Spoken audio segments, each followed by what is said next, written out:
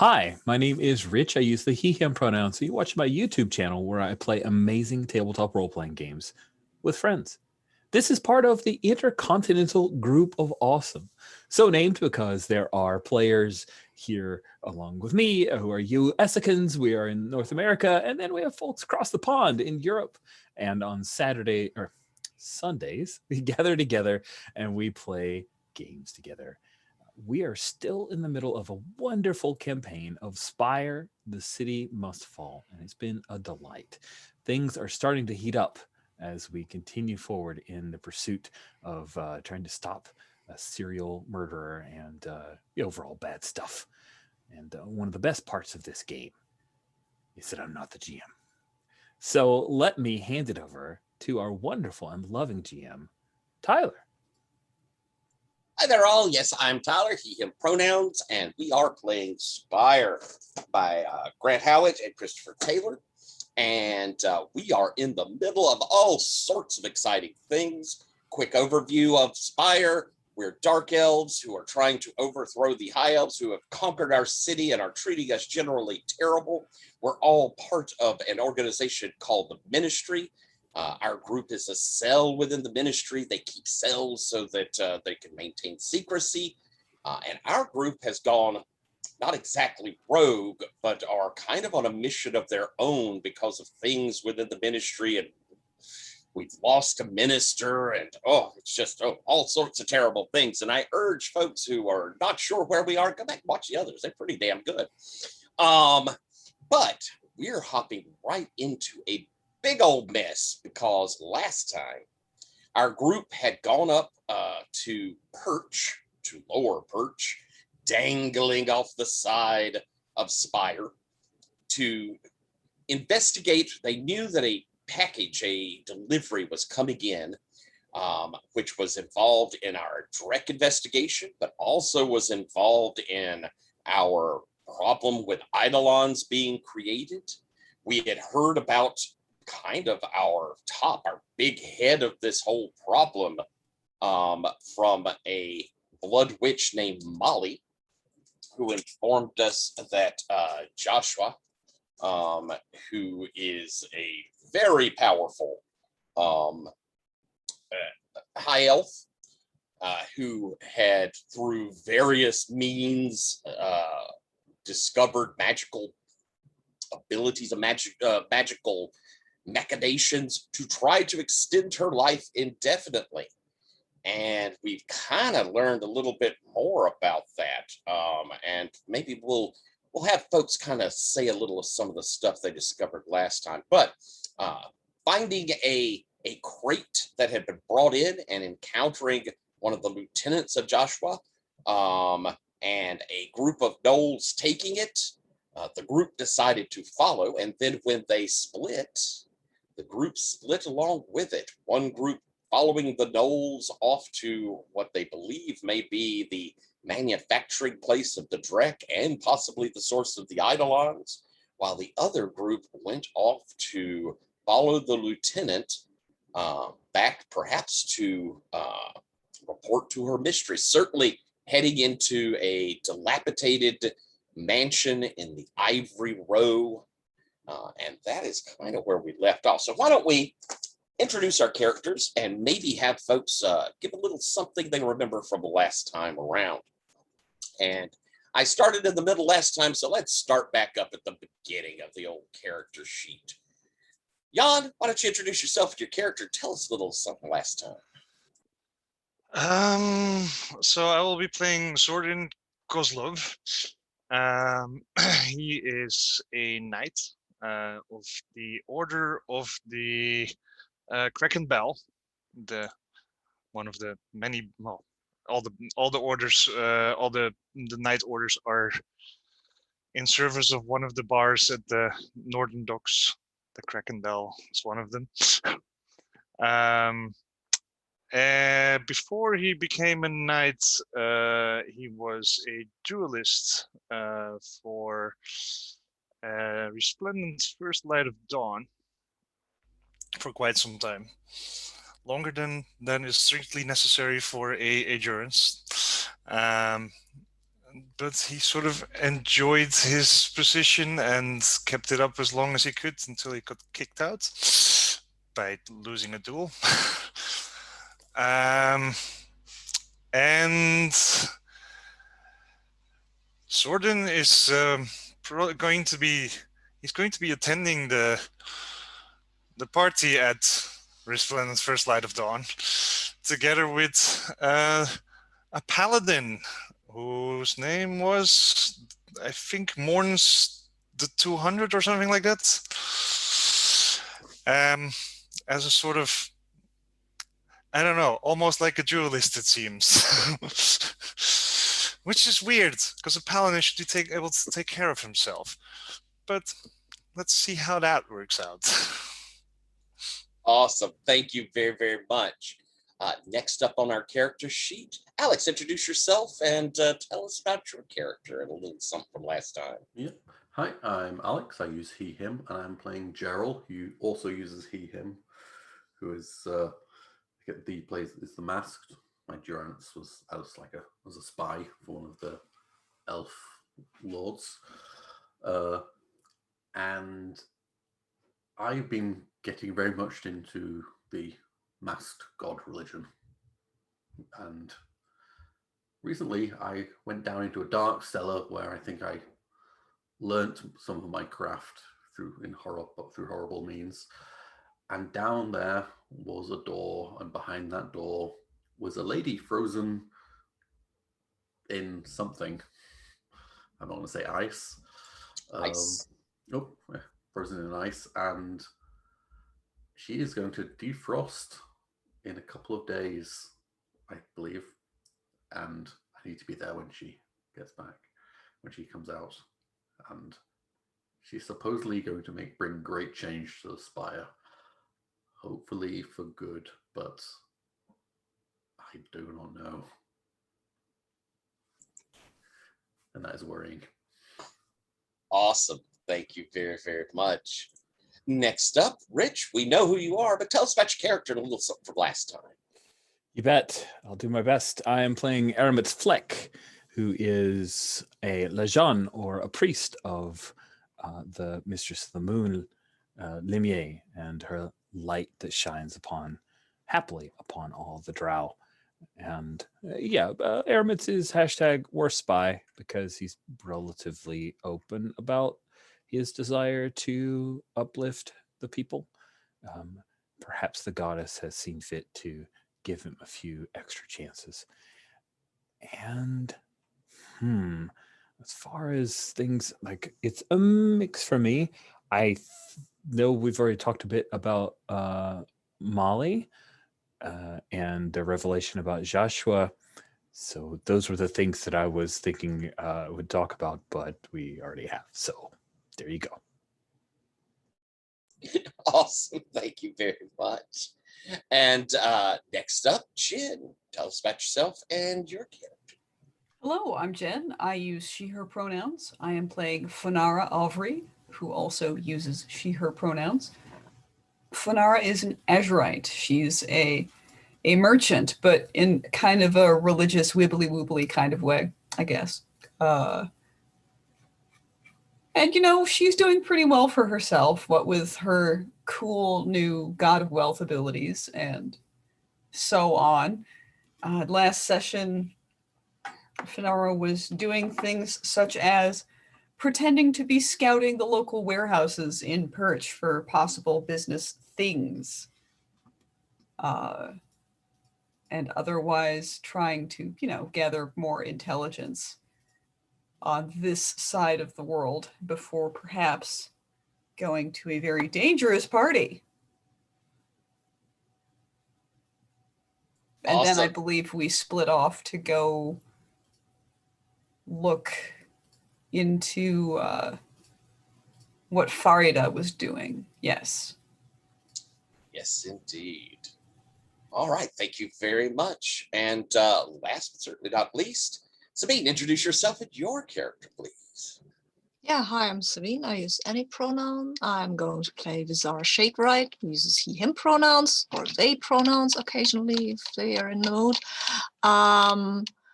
Bizarre is an inksmith. He writes mostly articles for gazettes. Sometimes he writes just schlocky novels, I guess, penny dreadfuls.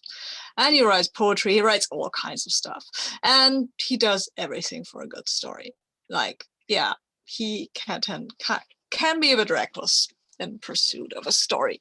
Last time, I think was last time when we also learned, because he got a new move, but that has always been there in universe, that he has a sort of society column at one of the better magazines, where he writes about rumors and gives advice, like relationship advice and stuff like that. And the name that I chose for this society column that he's running is Portents of a Moth's Dance, which is very, and I've been thinking about this identity a lot. But yeah, also he kind of traipsed along with Gerald when we were watching some warehouses, mostly staring at Gerald and not at the warehouse, but you know, that guy is so damn pretty. Handsome guy. All right, thank you very, very much. I'll also remind us that right towards the end, we had, we had heard the mention of the fourth sister, and that had Vizar and Aramitz had kind of felt the dark touch of this entity. The three sisters were the weaver, the the spinner, the weaver, the cutter.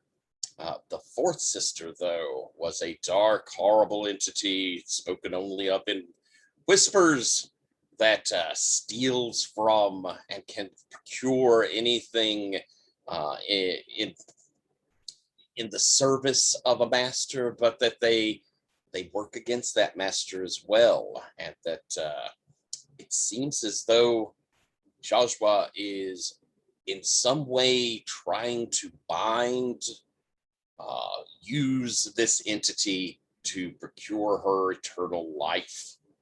And this is scaring the crap out of those gnolls who have every intention of being gone before she makes her big final move. That's part of the deal they have.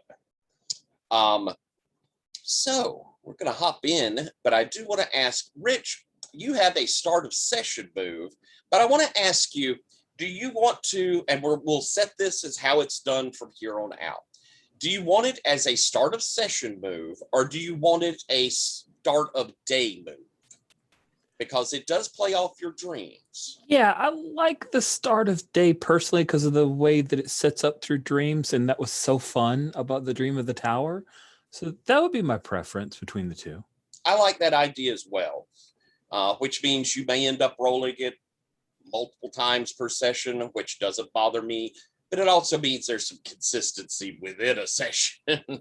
Cool. Like right now, it makes sense that you wouldn't be rolling it again. Right. Cool. Thank you. All right. So we will stick with that. And I think we're going to start off with Vizar and Fanara outside of this kind of rundown mansion in Ivory Row. Ivory Row is a wealthy area that has kind of stopped being as popular. It was wealthy even before the conquest. It was where Drow high merchant rich people would live, a few lower nobles. It's not where the upper echelon nobles would live, but it is where wealthy people would live. Some of the high elves have moved in, and there are better neighborhoods of it, but all of it is it's just a little less fashionable than, say, New Heaven or somewhere like that.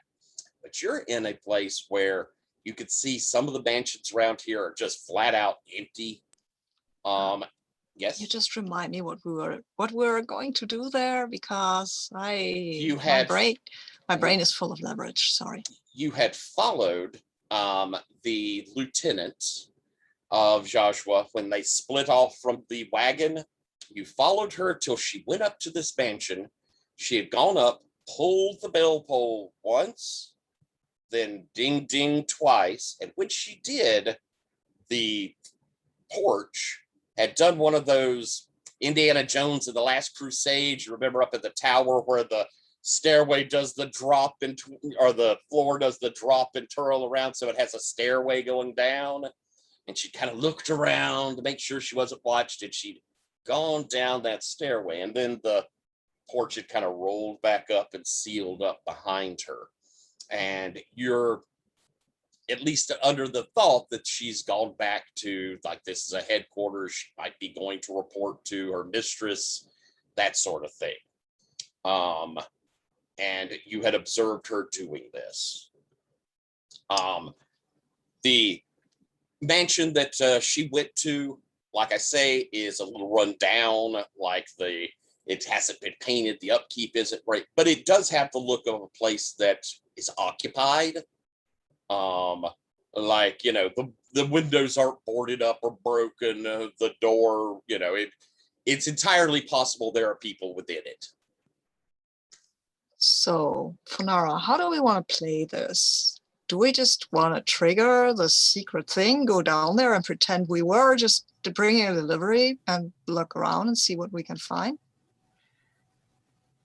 If we take that secret passage, we're going to not be able to utilize any cover story.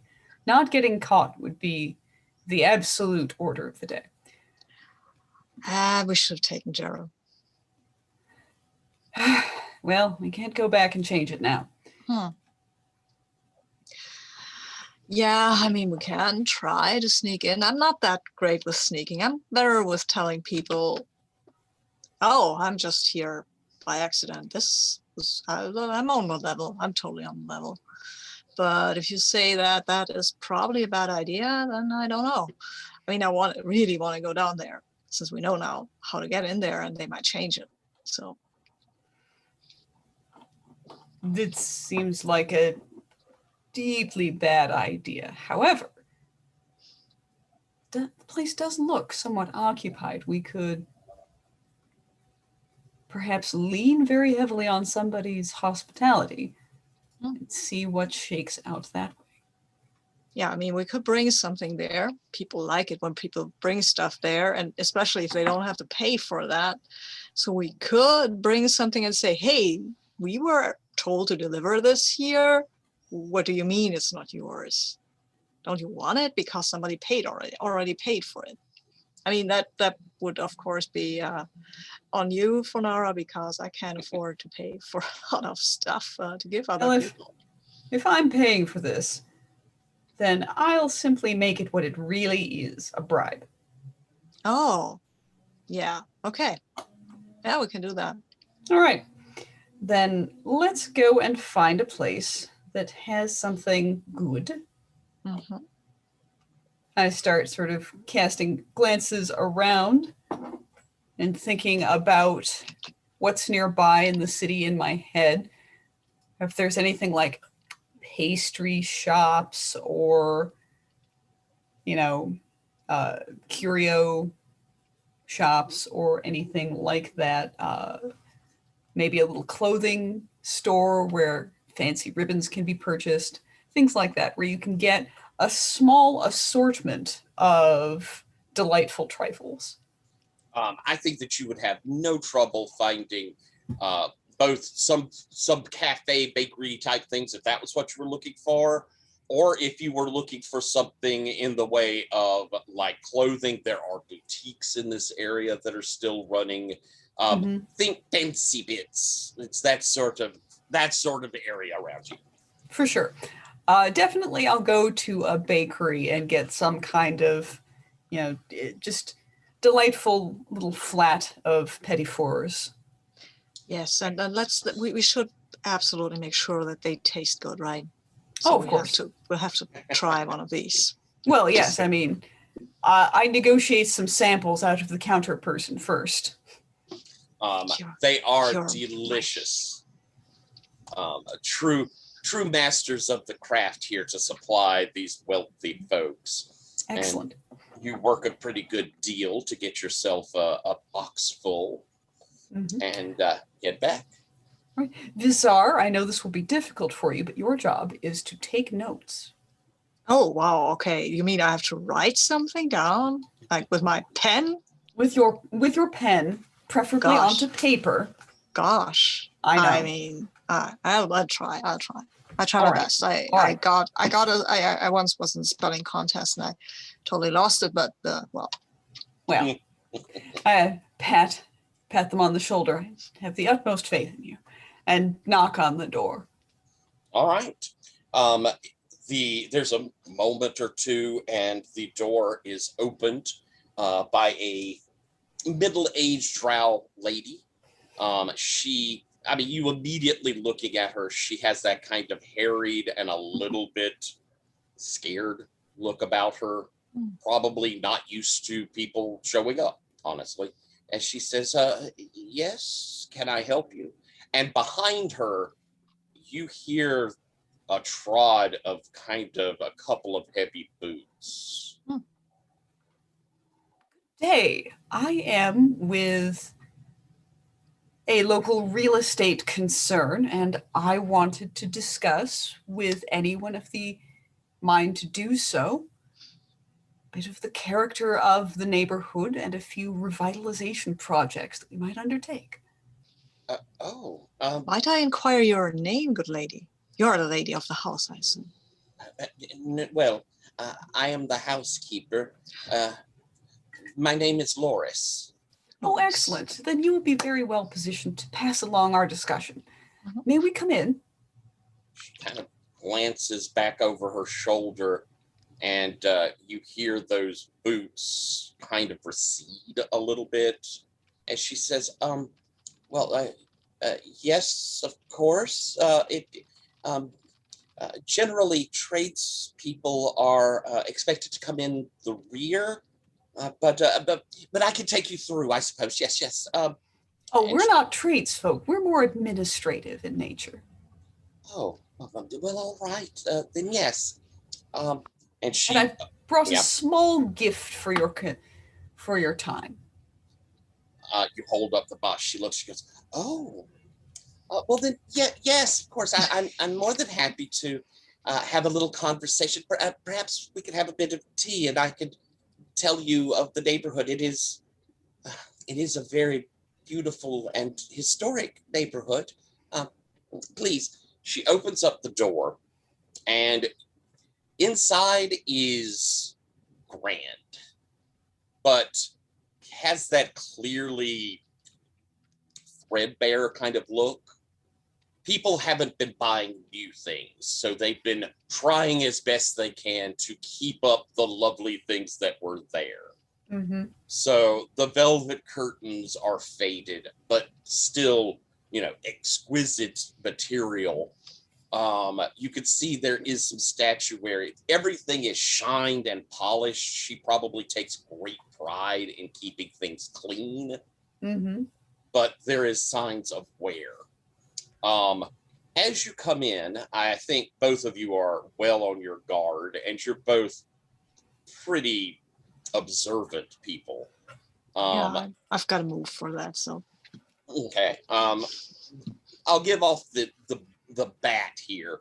You see there's a grand stairway going up, and it does one of these kind of turns at a second floor and then up to the third. And as you come in, both of you catch, just kind of glancing up, a large figure that is kind of moved back, but is clearly listening. Just, that moment of seeing them before they pull out of sight. And you are pretty sure you caught them holding a LaGrange rifle, which is generally a military issue rifle. Oh, wow. And they've kind of, they wanted to catch just a glimpse and move out of the way, but weren't quick enough to avoid you two noticing them. And she says, "Please follow me. We'll go through." Oh, of course. And Oh yeah, I'm just walking behind her, but of course I need to I look behind where the sky person vanished and make a note of to go and look at that later when the tea has taken its toll.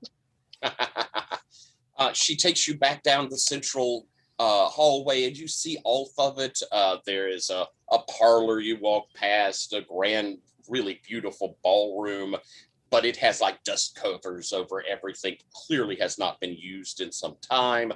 You go past a den, like, large, where people would come to, the relax of the family sort of place. And off the ballroom, you go past a dining room, which leads you to the kitchen. Inside, it is the first really homey and lived in place. And she sort of relaxes. She walks in. You can tell this is her place. And it is warm. The stove has a fire going in it. And as you come in, you see there is a kettle on it that is putting out a little steam. Pretty little table set up already where it has a few of the phosphorescent mosses that grow on the walls of Spire, arranged in a little vase. And she reaches up to a cabinet to begin bringing out some really very nice china that once again has that old feel to it, has been washed many times.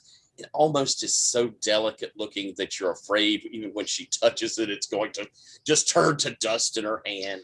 But she sets it down with a pleasant clink, and she begins talking. And I'm not going to do, exactly as she talks. Feel free to interrupt and begin conversation wherever you'd like.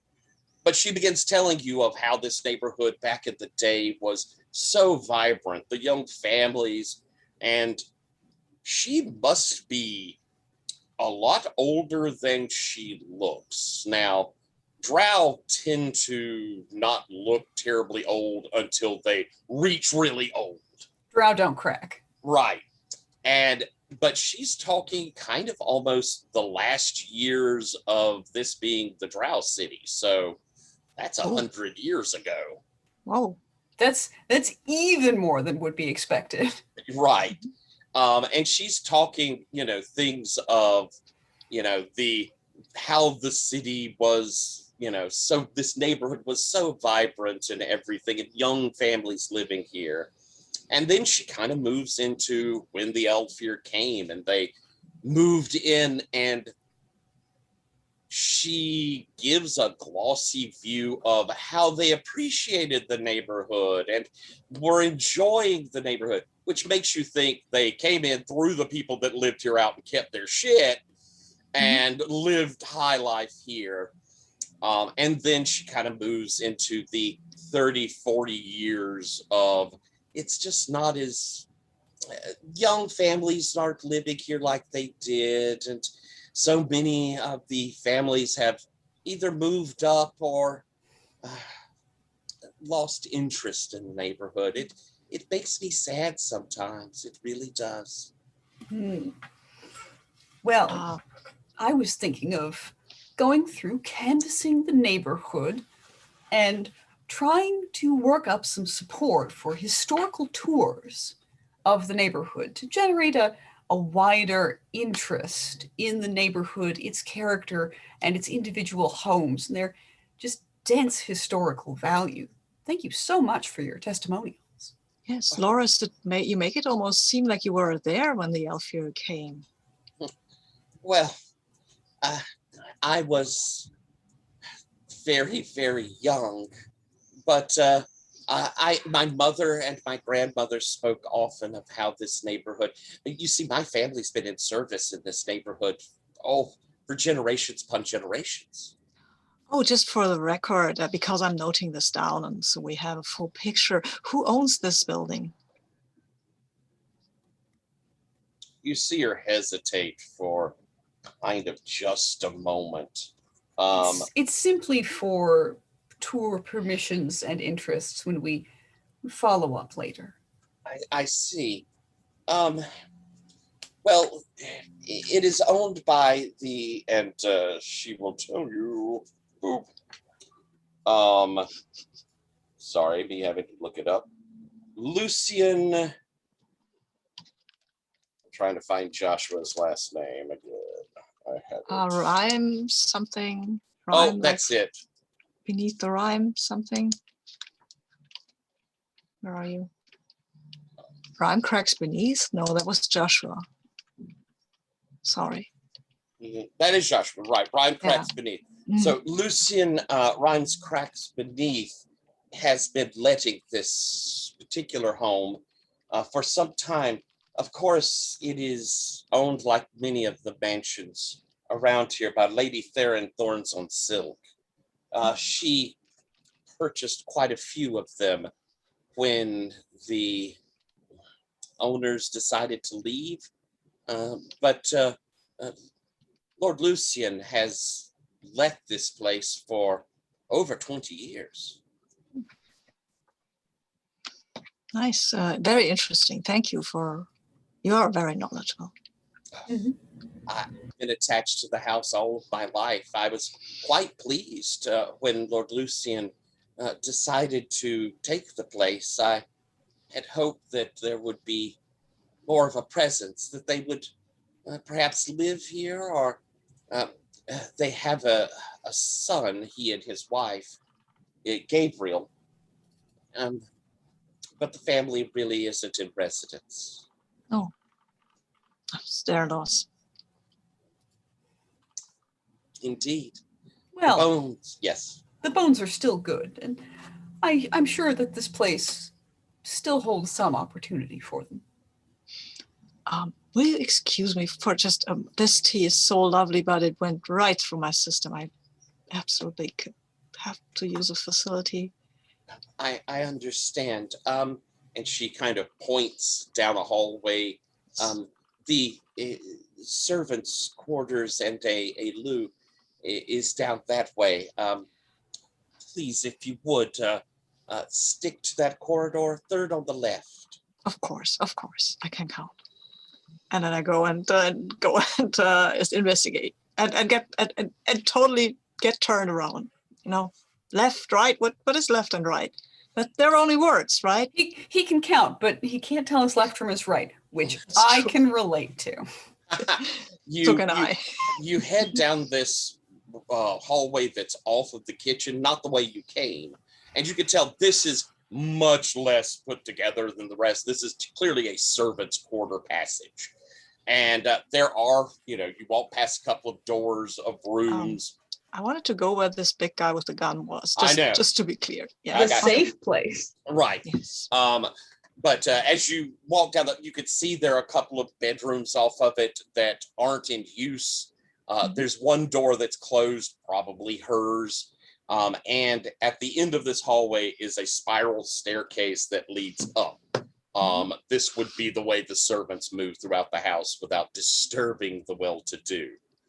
Sounds like you're planning to go up. Yeah. I mean, sure. Of course. She didn't say third story up or something, like, right? There was something with a 3 in it. Third Yeah. floor, maybe? Yeah, sure. And I'm just keeping my eyes peeled for signs of this conspiracy that we're looking for. Are you attempting to be stealthy? I'm attempting to be not loud. Yes, I'm trying to be stealthy, but I'm not sneaking. Like, if I get caught, I get caught. I'm not trying to press myself into niches or something, right? I try to be quiet, but not like I'm really sneaking around. I don't know how to do this. I try to be unobtrusive. All right, then. So I won't have you roll. We'll just have what happens, happens. Mhm. And so you reach the stairway and begin moving up. Yeah. What would I roll with if I said, yeah, I'm sneaking? Well, Mm, let's see. You would be rolling sneak, Mm-hmm. and you would probably be rolling either, I think, high society because of this house, crime because you're basically sneaking around the inside of someone's house where you aren't supposed to. Probably those two. I think I'm going to roll with the high society then, because that's the one I got. So All right. You're rolling 2 dice. I'm rolling 2 dice. That's probably fine, huh? Going against Shadow? Yeah. Ah, it's a 6. So Let's see. So success at a cost takes stress. mhm. So why don't we have you roll a d3 for shadow stress? Okay, and I'm already at 2 points shadow stress. No, that's the D10. No way.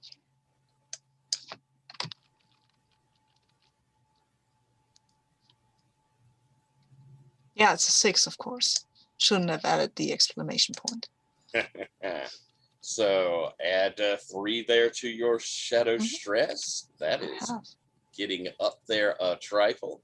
And so as you quietly move up the spiral staircase, when you reach the second floor, and this stairway just kind of continues up, but there is a hallway again, this kind of servant passage that's here. But kind of keeping yourself quiet, you peek up as you reach that second floor, and you see a drow man. He is wearing livery, as in he's wearing a uniform of a house. He has a rifle, and he is listening at kind of a horn, like a thing in the horn.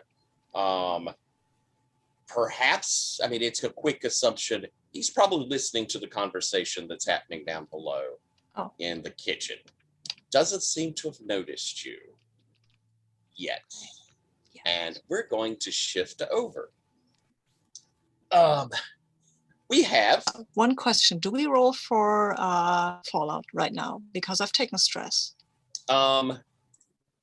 Yeah, let's go ahead and have you roll for Fallout. And your total at the moment is 4. Yeah. And I'm rolling D10 and try to roll over 4, right? Correct. Or maybe not. Let's see. Yeah, I've rolled a 3. So no, I don't roll over. But all right. So you're going to take Fallout. but that means the stress reduces by 3, right? You roll a d3. Is it a D3 or is it just 3? Let me check again, but because I seem to remember it reduces by 3 and not D3, but I might misremember that. You are correct. Yes, it's a minor Fallout. So you will, because 4 is still a minor. Remove 3 stress. And you can write down that you are taking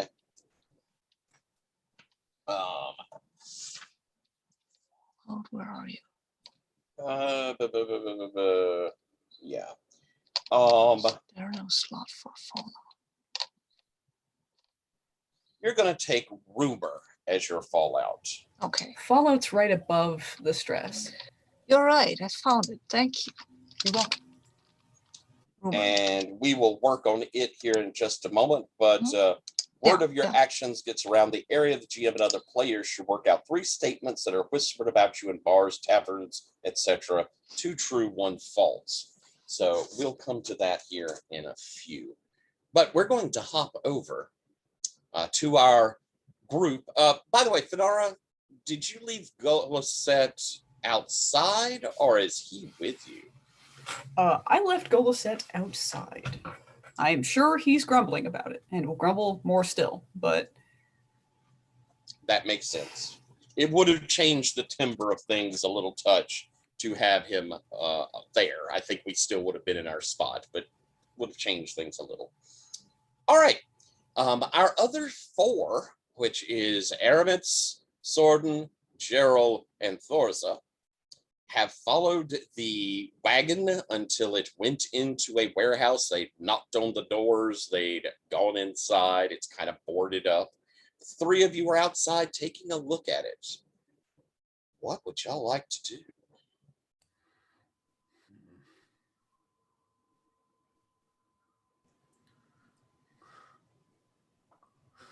Well, from their talk, I feel like this is where they're making the major eidolons. Or at the very least, the Drek.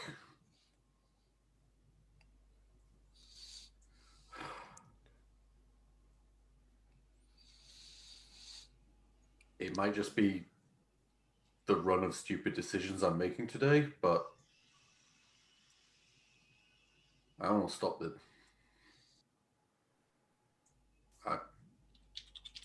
Aramitz, are you okay at starting fires?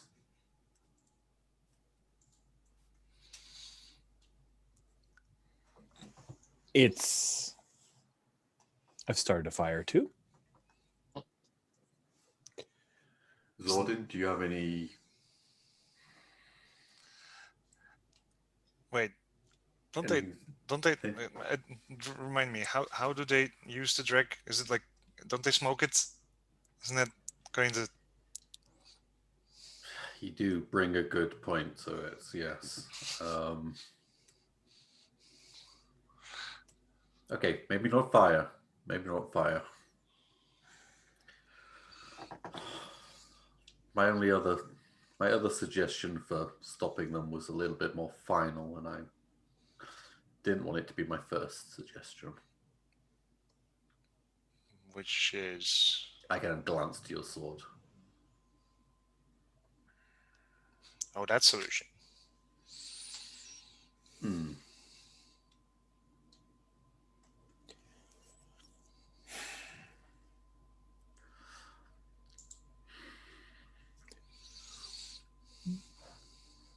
Correct me if I'm wrong, friends, but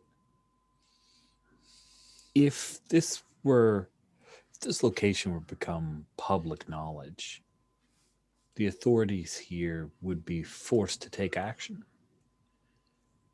Yes. But wouldn't the operation just be moved? Depends on what kind of connections they have. And I'm just gonna say, like, if something like this came to the Knights, there would be a deal struck.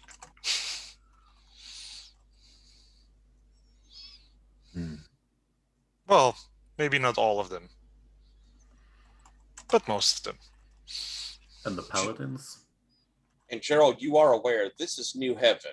So the law here is a bit stricter. This is a place well patrolled in general. And it is also where the Solar Basilica is, which is where the Paladins are stationed and the Holy Order of the Solar Pantheon is.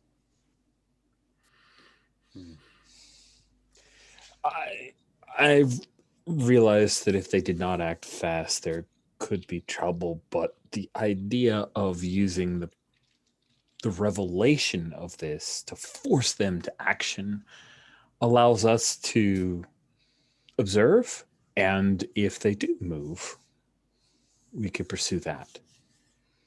But while I am enamored with Zordon in action, I worry about the level of conflict we are committing to and the success of our mission. We do not know that. We don't know their numbers. Exactly. We don't know how dangerous the Eidolons are, if they can use them, the Gnolls can use them on us. But if some paladins who are well trained and well supplied.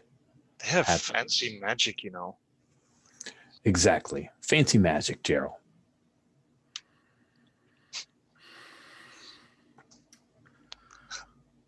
Like when I saw that, I was like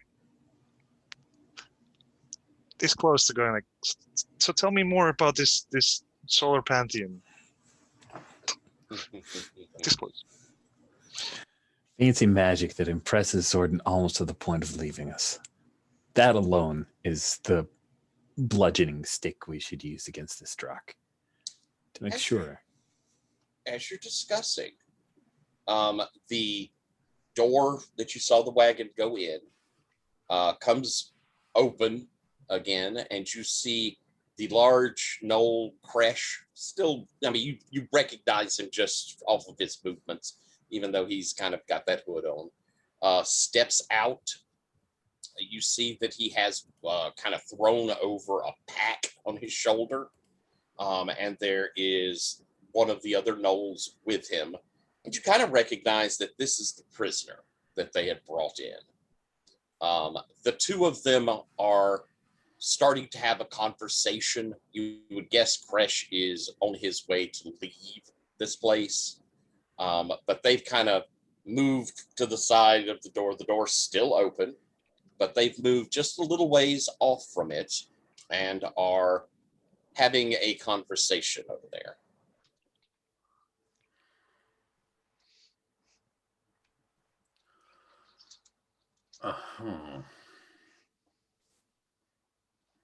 Well, I think I would give a little nod to my fellows, and then try and.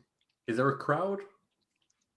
There are a few people moving about. This is a warehouse area, so it's got more of that like traffic of people taking wagons to and fro. It's definitely like tradesman feel. You don't have people going about. There's no one shopping. There's no upper class people. These are work people moving. I just run my hand over, not like filth or anything, but just some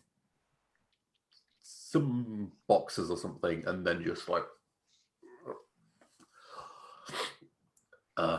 just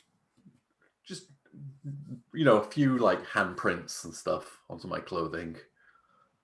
Choose a box that just no one seems to be looking at, and just pick it up and with like a like it's heavy. I think it's just an abandoned box, crate or something, and just walk into the milling crowd to get nearer, so I can listen in. All right. I think off the bat, I'm not going to have you roll here. I think you can move up fairly close without too much danger.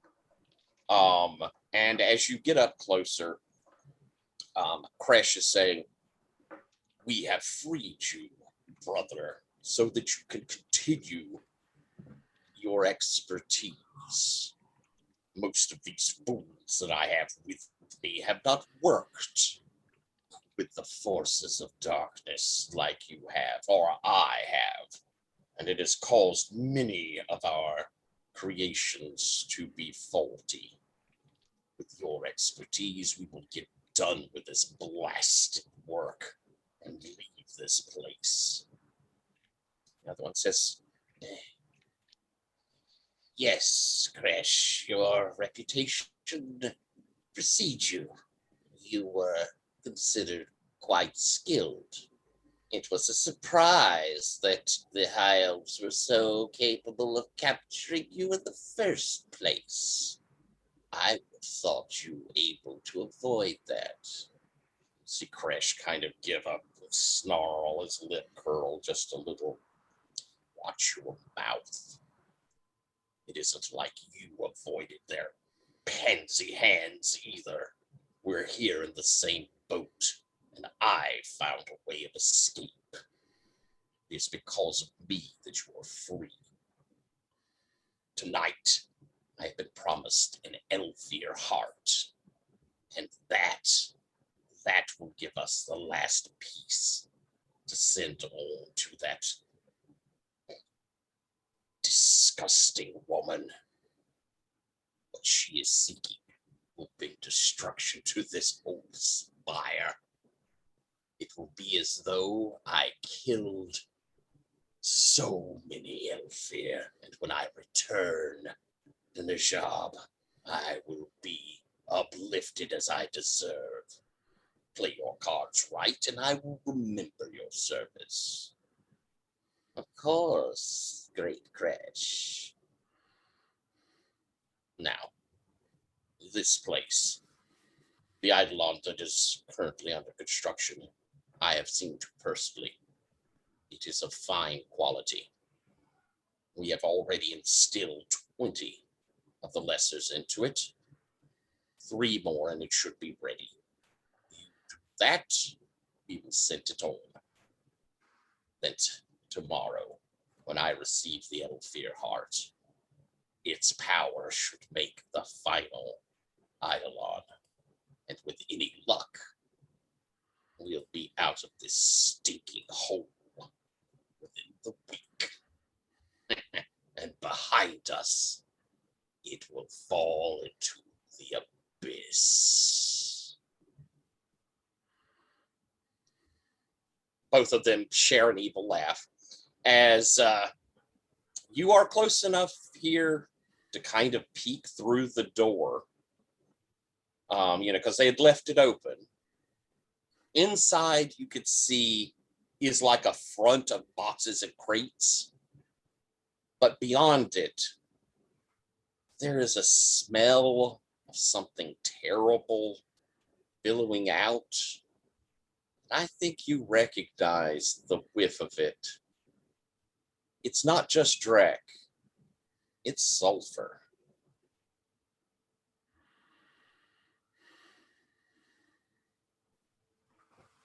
And you can tell Kresh is now fixing to leave, and the other will probably go back in. You also see some movement. There are some other gnolls inside there.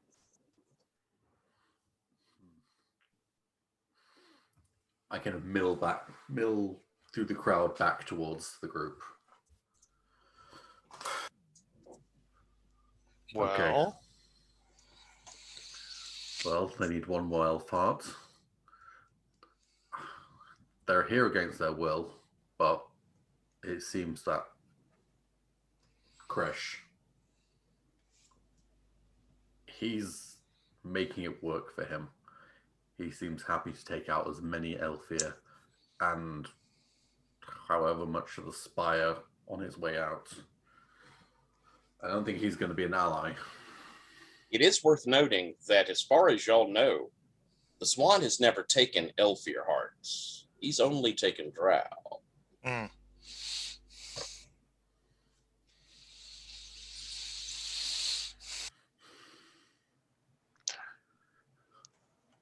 I think he's mostly just after the Spire.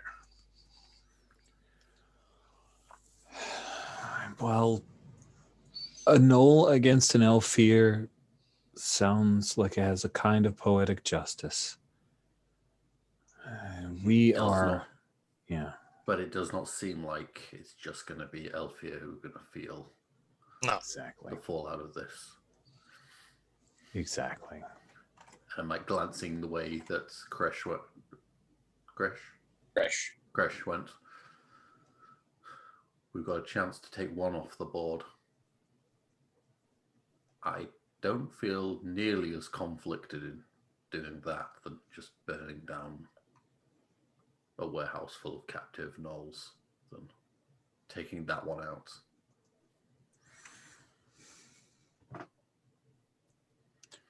All right.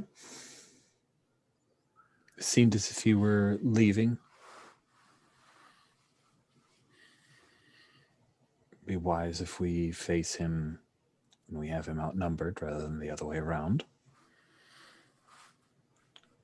And I think Aramis will just take a step back for a moment and bow his head. Just pray for Limier's guidance. Kind of a, hey, Limier, if this is a terrible idea, please give me a sign because I think I'm about to commit to this. All right. Let's see. Do you have a move that would be anything like that? Nope, that is just a thing that I think Aramis is nervous enough about this to do. All right. I think pursue and religion. Wow. Putting dice to it. Oh my. Stress. Am I going to take mind stress from this one or reputation? Mind stress from this one. Pursue and religion. All right, here we go. This was unwise, but I need guidance. You've got a good roll.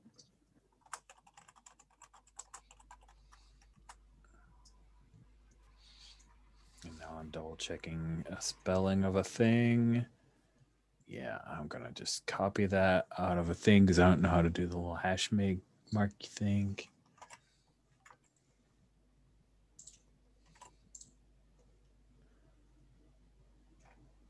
Oh, got an 8.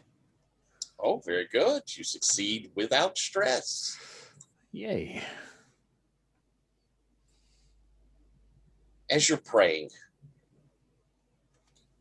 you feel that sort of glow, that silvery light within you.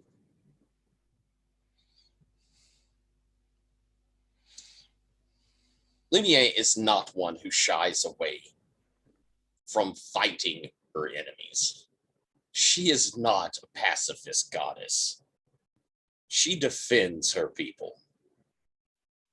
And you feel that anger at her people being abused, but more, you can feel she is scared for her people should this creature, this being succeed at his work. And for a moment, you feel how many lives have been lost to this knoll. How many drow have died under his knife, died at his behest, so that he could open up the veil to the abyss and bring horrors into this world.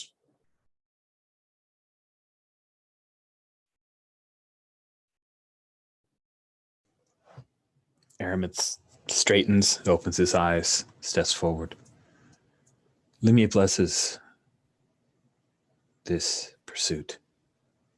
What he has done cannot be forgiven. Our people suffer because of Kresh.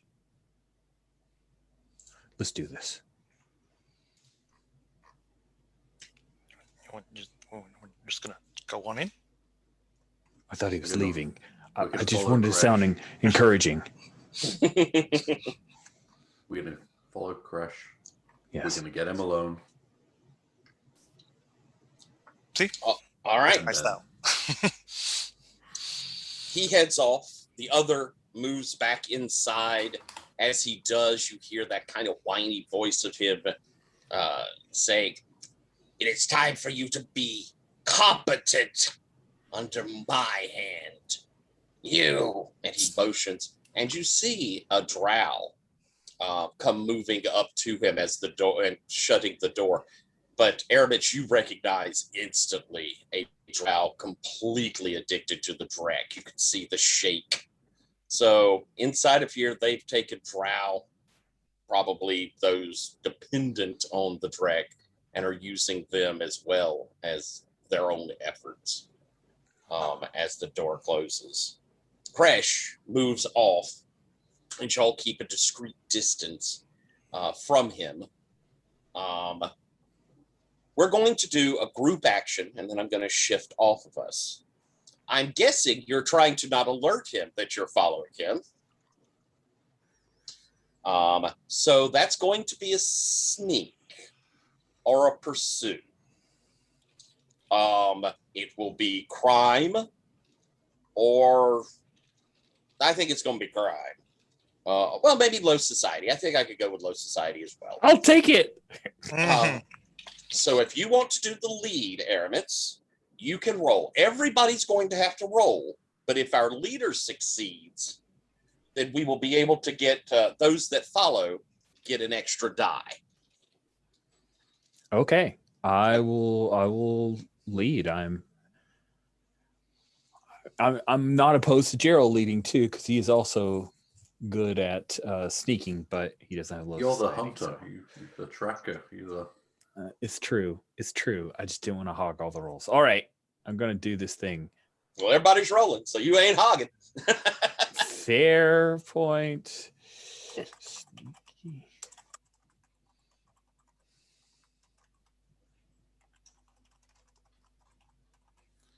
All right. So I am rolling 3 dice. One for trying, one for sneak or pursue, one for pursue, one for low society.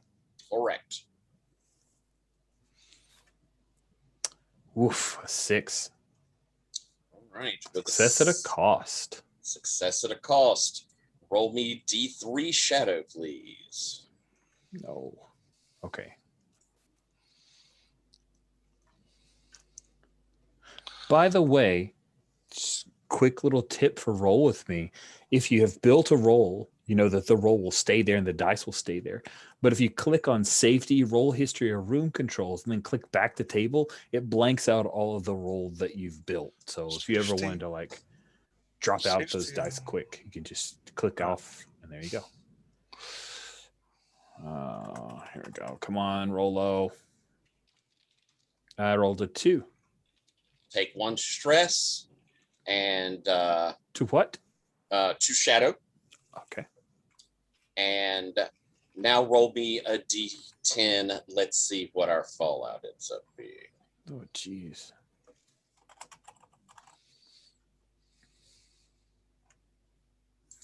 And I'm trying to roll a. You want to roll high? Yeah. You want to Okay, roll high. I failed to roll high. All right. I've rolled a 3, and my total because of that was 4. Correct. I will come back to the fallout for that in a moment. Let's have the other 2 roll. He did succeed, so you're getting an extra die. Again, we're looking at a pursue or sneak, and low society or crime. I do not have pursue or sneak, but I do have low society. All right. And with his extra die, And you're crime, rolling actually, 3. but yeah, sadly you cannot. And 1 extra die, so that's 3 dice. Roll. That's a 10. Nice. Very nice. Gerald, and I think you get to use your knack on this one. And you are muted, my love. Yes. Yes, I do. I have my shadowing sneak. So what's my total dice now? Because of is it? Do you have all 3 plus your knack plus his extra 1? You're looking at 5. So I don't have any domains. Okay. Looking Five? at 4. 4.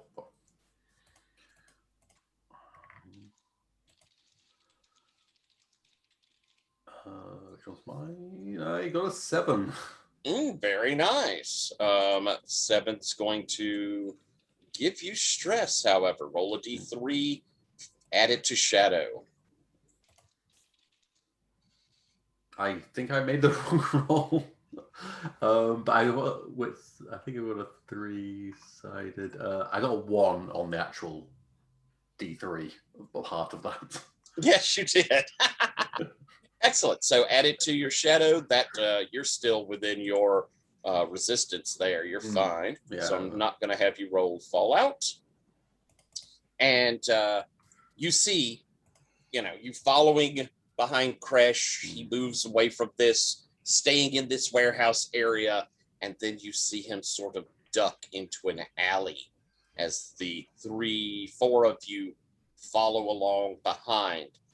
Sorden, with your 10, I'm going to give you an option here. Oh.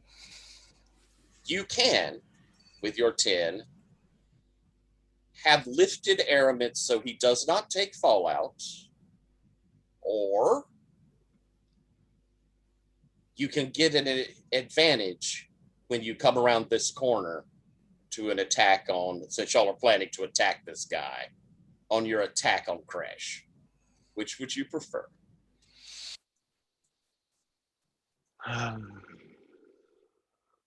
Lift Aramis.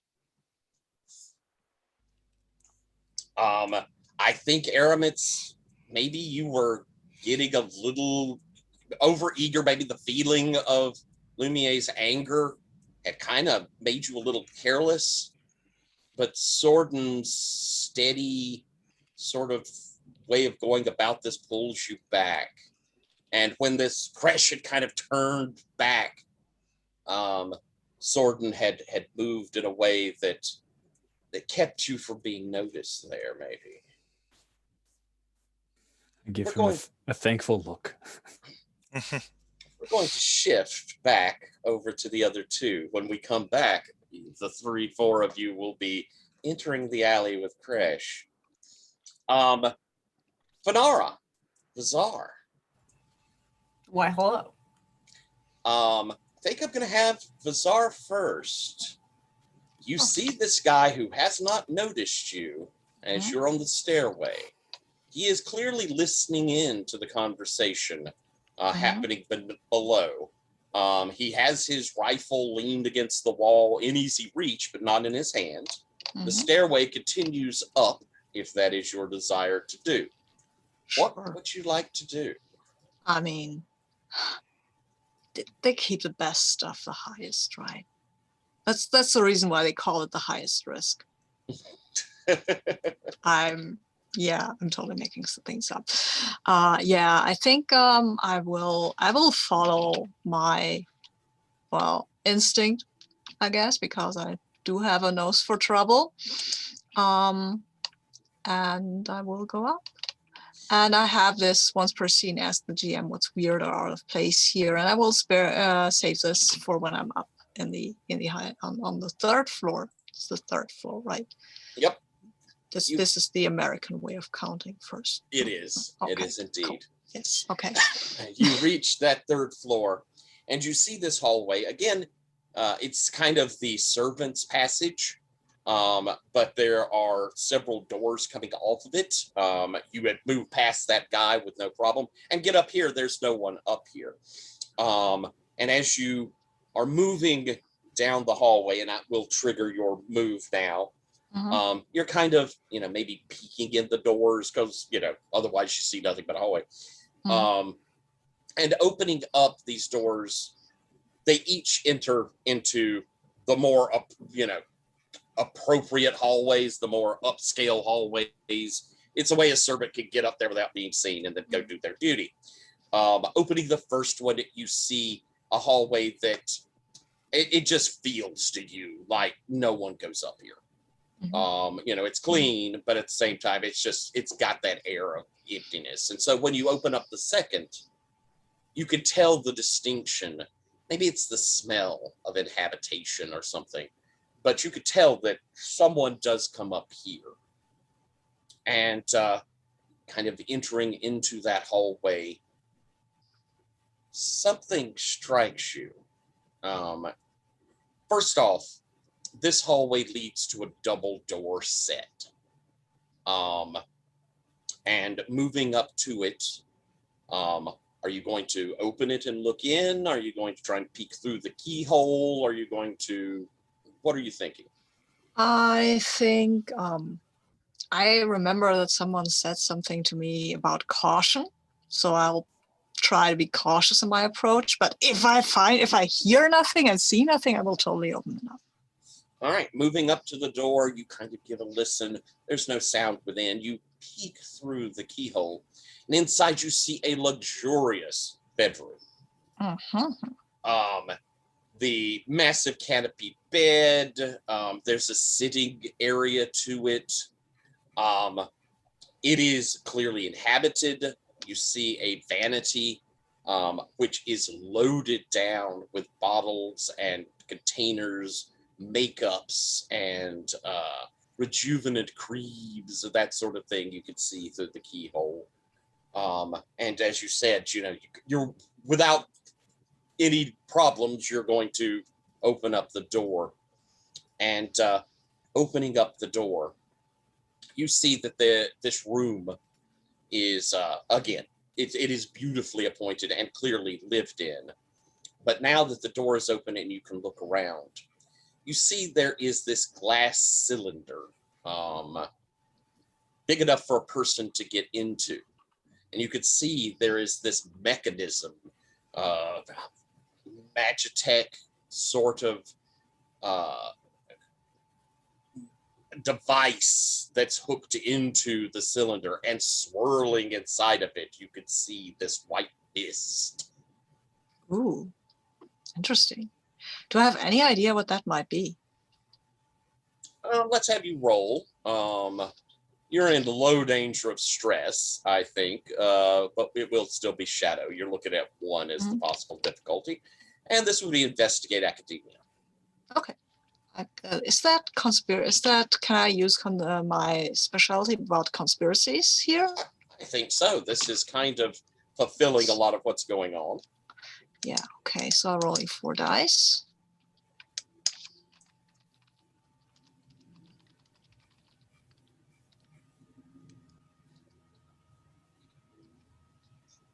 Yeah, I've got a 10. Very nice. You don't have firsthand knowledge of these things, but you've read it in books. Or to the library. This is an infernal device.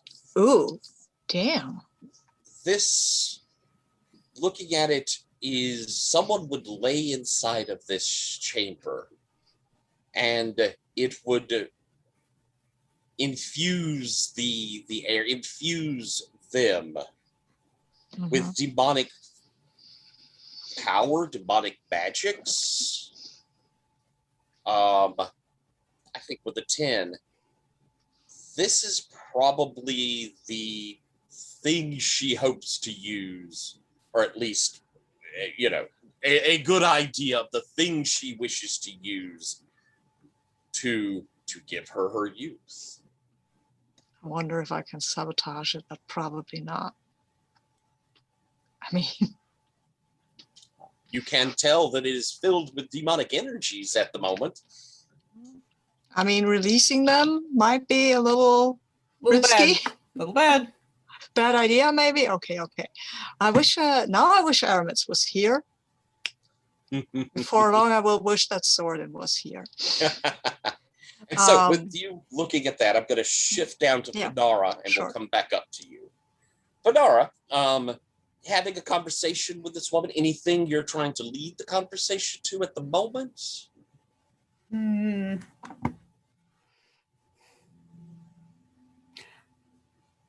Probably uncomfortable topics like local crime. And other possible barriers to a otherwise delightful historical homes tour. All right. I think she's willing to tell you that, off the bat, that the sad thing is with so many of these places vacant, there are squatters that move in, and that they'll cause troubles, destroying those beautiful houses from within. They don't appreciate them, is one of the things she'll talk about. She will also kind of mention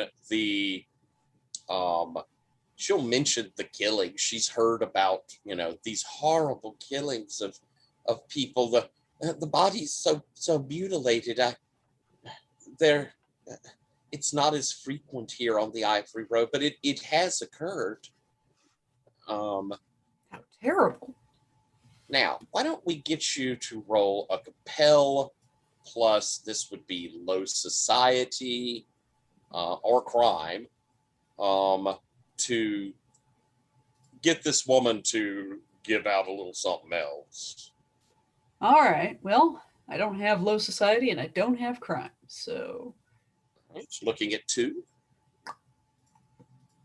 I think you might could use your knack, though, if you're kind of leading her into this. This seems like a good use of that knack. Sure. Then let's get it. Doink. I did good. Ooh. Did you get a 10? I got 2 10s. Ooh. Oh, fantastic. She sort of lowers her voice. She says, I've been worried myself about people trying to break into the house. There are nights that I hear disturbances. I think down in the basement, but I'll go and check, and there's nothing there, but I've heard screams. I've heard voices that they don't seem trowlish. They don't seem even elven. Harsh, terrible voices speaking in a language I don't understand, but which sends shiver down my spine. I've taken to locking the basement door. I've investigated down there so many times, but it doesn't seem like anyone actually has disturbed anything. I only go in the light, not at night. At night, oh, well, I don't wish to give the house a bad reputation. Oh, certainly not. But I've heard of varying constructions within the Spire, creating these sort of sound tunnels.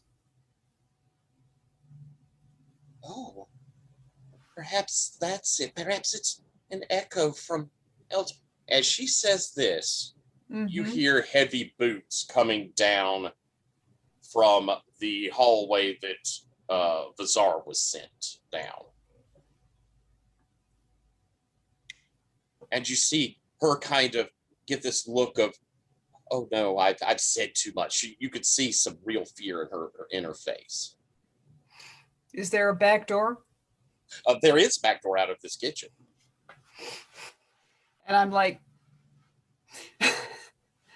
I stand up like I'm gonna go, and I basically invite her to come with me. She, it's all right. I'm sure it's fine. As you hear a voice, Loris, and it's a deep man's voice, and the boots come to that door. You see a man in livery. He has his hand, as he's come to the door, his hand has kind of stayed behind in the hallway. You're the sort of person that realizes he's probably holding something just out of sight. Says, do we have visitors, Loris? And gives you the once over. This looks like a dangerous man. She says, yes, this is, Nora Alvry, I am here trying to discuss a historical real estate revitalization project, trying to get people interested in the neighborhood again. oh. And you hear the kind of sound of something being leaned against that just inside the hallway as he steps fully in. I see. Did you come alone? And he's got the look on his face of knowing you did not. No, I brought my assistant and bookkeeper with me. He's currently, I assume, availing himself of your restroom facilities. Oh, I see. And he kind of looks back down the hallway.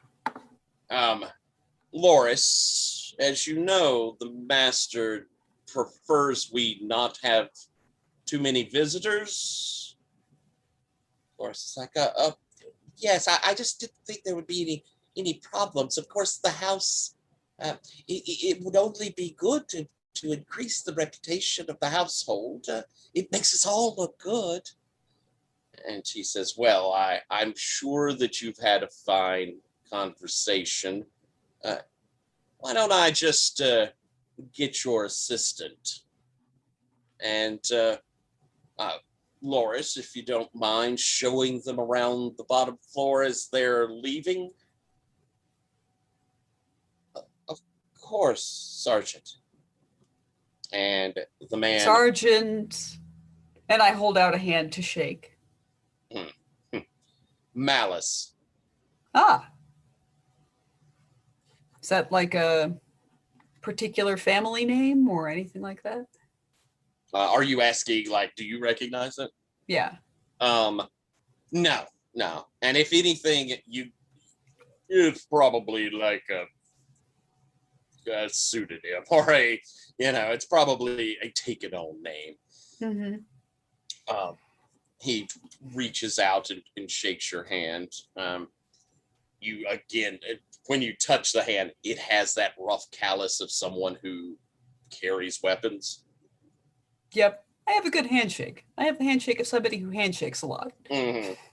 And he says, if he kind of turns back down the hallway, you're now kind of up close enough that as he steps back in the hallway, you can kind of like follow to look down the hallway with him if you wanted. Oh, yeah. You see there's a rifle leaning up against the wall there. As he kind of, excuse me, your assistant's name is what? Vizar. Vizar. Mr. Vizar, everything all right in there? Hmm. You hear no reply. Perhaps he's had some disagreeable mushrooms. I hear that's been going around lately. I see. Bizarre. Upstairs. What are you doing? I'm poking the thing.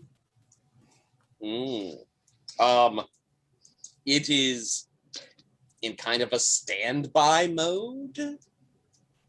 If you wanted to try and do something with it, you could try. It almost vibrates with malicious energy. Oh, great. I hate this. But I mean, I'm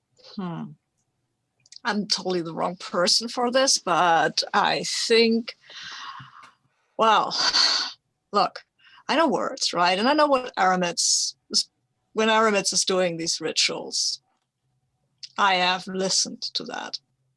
So I will try to speak these words over this device. I personally am not a great believer, but I believe that demons are evil. That thing is evil. And I will speak these words. I don't expect them to have any kind of effect on this thing. And then what I will do is I will do my ritual. I think I should know how to fight here. That is just a precaution I'm taking. All right. Which ritual are you wanting to do? I want to do my knockout punch ritual. That I need to roll deceive plus occult to cast the spell, and if I make it, then I gain the fight skill.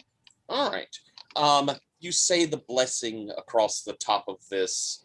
As you sort of expected, there is no visible result. Maybe a bit of a swirl in the mists inside of it. But go ahead and roll your knockout punch. Yeah, because I have a bad feeling about the whole situation, right? I rolled a 9, so it's fine. Very good. You've got it working. Good. Distantly, you hear your voice being called by a man deep voice. Okay. So then I'm going to punch all kinds of buttons on that thing, and then I rush off. I don't know what will happen here, but I can't just leave it like that. I will punch a lot of buttons, then we'll run out, stop at the door, look back, and then I will go and maybe when you say out. Punch buttons, I'm guessing not knockout punch buttons, just sort of. No, just I don't know what will happen, but something will happen, and I don't want to stand next to it when it happens. I but see. I'm too curious to just run. I have to take a look. I'm going to roll a fate die on this. Yes, do roll a fate die. There are fate dice on these things. Just for me to decide. Oh my. Yeah. Right. I rolled 10. Oh.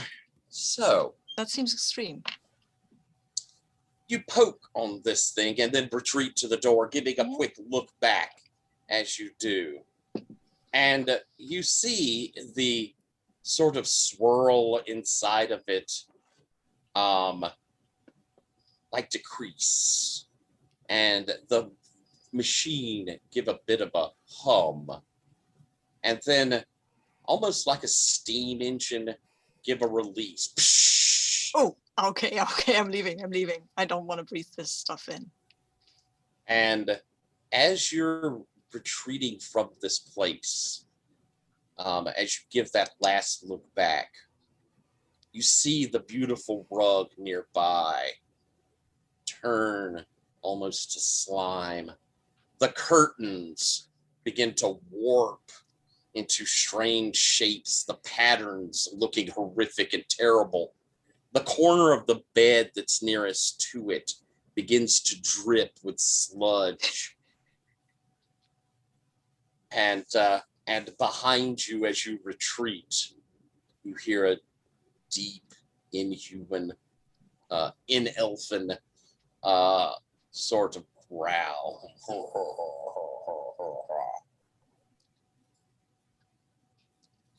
Okay. Maybe I shouldn't have done that. And you brush back that direction Yeah, I rushed back to the first floor, whatever. Panara, this gentleman has moved down to the third door on the left and tap, tap, tap. Mr. Vazar, are you all right? He did leave his rifle leaning against the wall, which was terribly careless of him. It sure was, and that's why I've placed my body between him and the rifle and taken it. Ooh, very nice.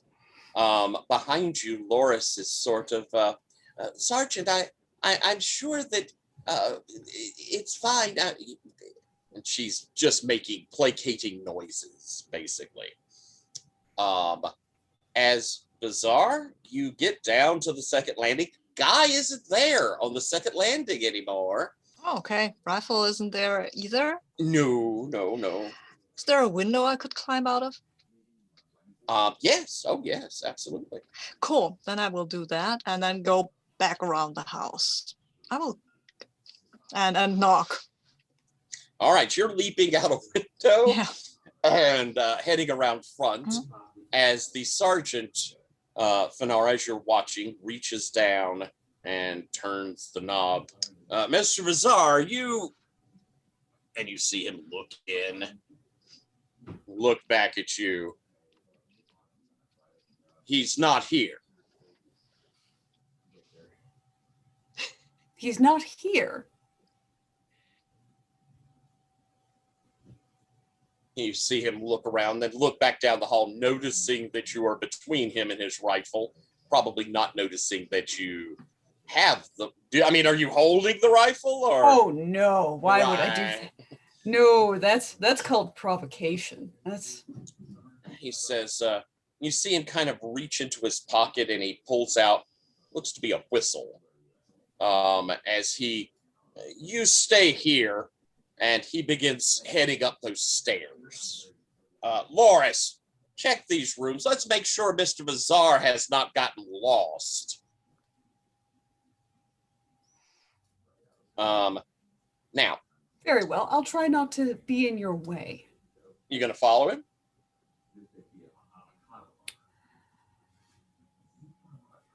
Honestly, no. I'm going to stay out of Morris's way while looking for Bizarre on my own. All right. Loris comes in. She's opened up little rooms in here. Don't see him. And as the guy gets to the second floor and you could hear him calling Bizarre's name, you then hear 3 sharp whistles where he's blown his whistle. And there's the feeling of movement in the house, like other people there are coming to alert and starting to move around. As Loris says, oh my goodness, I do hope that Mr. Vazar hasn't gotten himself into a place he shouldn't. Oh dear. There are places that important here? Well, he really shouldn't go into people's private quarters. Well, of course not, but I'm not sure that it requires multiple bodies to solve the problem. I need some kind of clue about where Bizarre is. All right. I think that it's probably about this time you hear a knock on the door, and Loris sort of goes, more visitors. And kind of in a, bothered sort of way, begins heading towards the door. And I'll follow. Do we have a special knock or something? I don't know. I don't know if that's something. Oh, Kitty. Kitty. Yeah. Oh dear. I know. Gerald, for one, would have voted Leah's gone on to special knock. show Blue off to our house guest. So big. He's so floofy. Wow. Very floofy. I don't know. Do y'all have a signal that is like something y'all have used as danger or a recognition signal? I think that if Vizar like imitated the bell pull maneuver that what's her face did, not Ferris, that would be distinctive. Yeah, then I'd do that, just in the hopes that Fonara recognized. But Gerald, you wanted to say something because you are the spy, and maybe you have given us a recognition knock. That Gerald would have been in favor of some sort of code phrase, code sound. Okay. Okay. Code. I think that makes Code. sense. Cold whistle. I think that you hear a recognition tap knock on the door. As Loris moves up to answer it, you could see coming down the stairway a different gentleman in this livery with his rifle. Loris, what's going on here? As she opens the door, we see Vizar. She goes, Mr. Vizar, how did you? I apologize. I went outside because your rooms are too nice for what I had to do.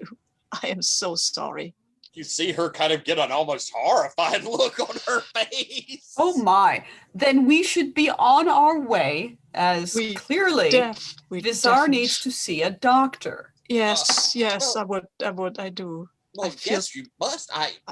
Hey, wait a minute. Who are you? As y'all move out the door, behind you, the house is in a bit of a, people moving about. And I think you make a hasty retreat. Yeah. I will tell Fonara, hurry, I might have opened up the demon chamber. You what? Take care of the pastries for me. Wink. Please come back anytime. And we're going to stop there for a few moments and I think take our break. Sounds good. All righty. So, with Fonara and Vizar having escaped the house, some information in hand, we turn to our pursuers of Kresh. The four of you coming around the corner, I think probably a little carefully, but looking down this alley. You see Kresh has moved about halfway down this alley.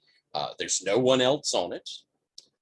There are a couple of like little doors to warehouses on either side of the alley, but they're not like loading doors. These are just like small doors to their basements or things like that.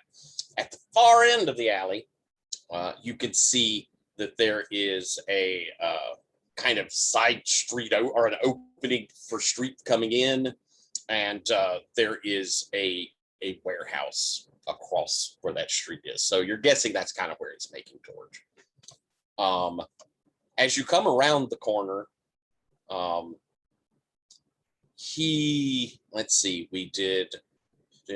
we used there. I think he might be aware that someone is at the opening of the alley, but he is not concerned at the moment. It's not like you're going to be able to like sneak up on him very easily at this point. So, the three of you together. It's an open table sort of question, but y'all are as a unit here. What are y'all going to do?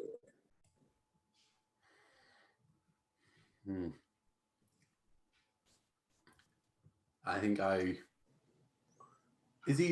he's not looking behind him, but he knows there's kind of... I mean, he heard them, he's sort of aware someone's at the opening of the alley in that vague sense of he heard noise, but yeah, he's walking away. He doesn't think at the moment like people are fixing to bum rushing down the alley. So he's not on guard. I look to us and just like take out my weird mask of nothing sexual and put it on and just gesture. And suddenly you can't hear your own voice when you talk. just And yeah, exactly. Like I think Sorden is going to be like, he's trying to say something, and then it's like, and I just point towards where we're going, and I actually like, I just like pull out my sword and like point at it, like, I nod, and I just like just follow him. Like I even like just to show, like I pick up a cobblestone and or something, and just smack it against the ground really hard, and he just like follow. I'll draw out my dagger. Thorsa will pull her sword. We walk at a bit of a pace. so yeah, exactly. So like, think Sorden's mouth opens wide, and there's like a but no sounds. And y'all begin rushing down this alley. He will notice, well, yeah, I think you get most of the way to him before he realizes suddenly that something is happening. And so he will turn around as the two of you, or the three of four of you, get up to him, which will give you... Oh, okay. As soon as he spots that, I take up the mask and go, oh, thank God, and put it away. And he's, what do you want? Hey, aren't you that priest that I was talking to earlier? I stab him. Woo! All right. Yeah. Let me gave the blessing. There's no reason to chitter chatter here. He's a terrible, evil person who's murdered He is many. a terrible, evil person. All right. So you are going to be doing combat here. Obviously, it's going to be blood and armor that is your difficulty.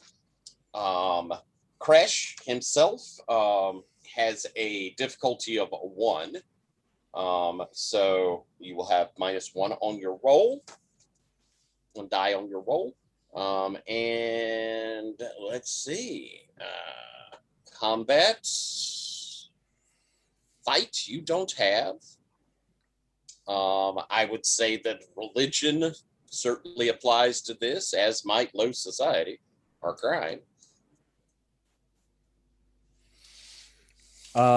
Actually, can I make an amendment? As I remember, hey, I have no fight. I definitely like we're gonna fight. But instead, I think I like draw the dagger, like, hey, it's on. I am not a backstabber. I am a front stabber. But I would like to utilize Shimmering Image. Ooh, very nice. Your body shifts and warps like moonlight in a pool of water and twists the world around it. So whenever you mark stress to blood, you and any nearby ally roll with mastery on sleek and pursue until the end of the situation, or you mark 3 blood again, whichever comes first. Very nice. Yeah. So there we go. And so if he hits us, then we'll get sneak and pursue in case we need to get the heck out of here. Yeah. All right. Sorden, you were yelling and charging, and yes. I think just as you kind of reach him, the noise canceling in, so we hear the end of your yell. And then I go in. All right. So you do have fight. Uh-huh. And again, we're talking crime. Sadly, it's not dueling, but no, this seems a little less than dueling. Fight and crime. Yeah, that's fine. I can do fight and crime. All right. He is pretty tough. Again, you're -1 on your die. Okay, so I remove a die, right? Mm-hmm. Okay. All right, here goes. A 9. All right. So your damage for your sword is what? The 8, I think. Roll it up. After I remove these dice, and then the 8, and boop. Come on. Of course, it's a 2. Perhaps it was, the running up, but as your sword kind of barely glances off of him, you discover that his tough hide is that he has has armor. Right. And you're pretty sure you didn't do any damage to him. Gerald, what are you doing? I think I'm coming in behind Zordin's attack. Like as he's swinging in high, I try and move in low with the dagger. Like maybe like slash at his legs. Excellent. All right. You have fight as well. I do, but I got -1. Mm-hmm. So that cancels out the fight. So I just get 1. Yep. So it's 1d10. And shall go up. Just checking. Yes, I did roll a d10. And I got a 2. Ooh. All right. Would you roll me a d6? Can I say no? Okay, let's roll. I got 6. Do you have any armor? Again, am I allowed to lie? No, I don't. As Zordon, you see as Gerald swings low towards his knees, Kresh is quicker and comes slashing down. And in his hand, he has produced, honestly, it looks like just a regular old ball peen hammer, but it makes a nasty crack against Gerald's wrist. D6, and you took 6 blood and bone there, blood and armor. Yeah. Yep. Roll. Yeah, let's have a fallout roll. That's That's a 1d10, and I want to get above 6. I got 10. Oh, very good. It really hurts, but you don't think any bones were broken. As Kresh kind of backpedals from this. What are you doing? What? And his eyes sort of roll back as he says, Blight, watch over me. And there's this sort of miasma that begins to flow from this pendant he has around his neck. Aramis, you feel demonic presence here.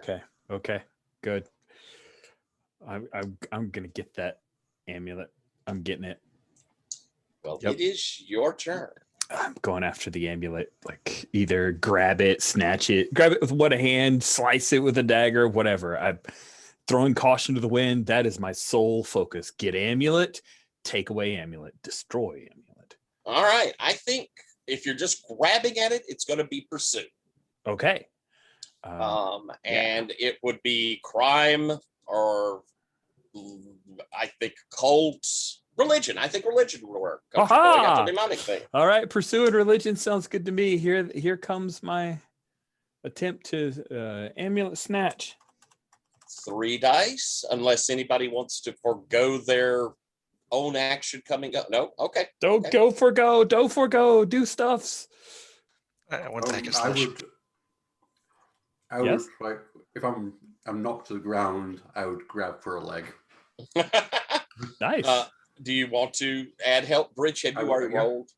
No, I have not yet rolled. Okay. I would.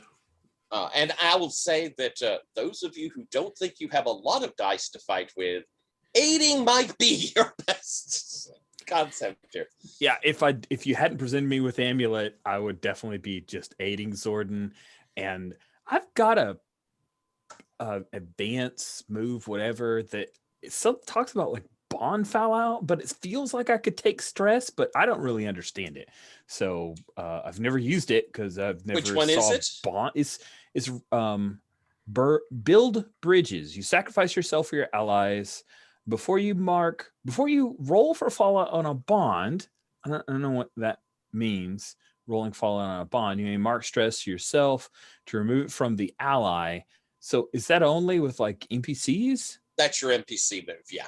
Well, we never deal with NPCs, so screw that. All right. It's been just as useless as I was afraid it was. Awesome. I'm going to roll 4 dice then, since Gerald is helping me, right? Or is Gerald helping Swordman? I think so. Oh, yeah. Who are you helping? Either is a good choice. Helping? Yeah, I think you got to choose. Okay. Aramitz, because Aramitz suddenly seemed like he had a specific plan. Yeah, I do. Gerald I have approves of specific plans. There we go. Amulet snatch. Ho! And I got an 8 thanks to your help. So thank you. Very nice. You grab hold of the amulet and you could feel just the horrible demonic presence that's within it as you reach and pull it away. As the chain that's holding it breaks, you have it in your hand, and Kresh sort of and you can see him like reach up to his head. This clearly is hurting him. But you hear a demonic voice in your head, Aramitz. You can command me now. I am Blight. Tell me, what can I do for you? You can return to whatever abyss or hell spawned you. You could tell the displeasure of this. We'll come back to what that means in just a moment. As Sorden, what are you doing? I mean, Sorden is doing what he's doing best. He's going to take another swing with his giant sword. And Thorsa is helping you as she sort of moved to try and flank this this guy. That means I have 3 dice.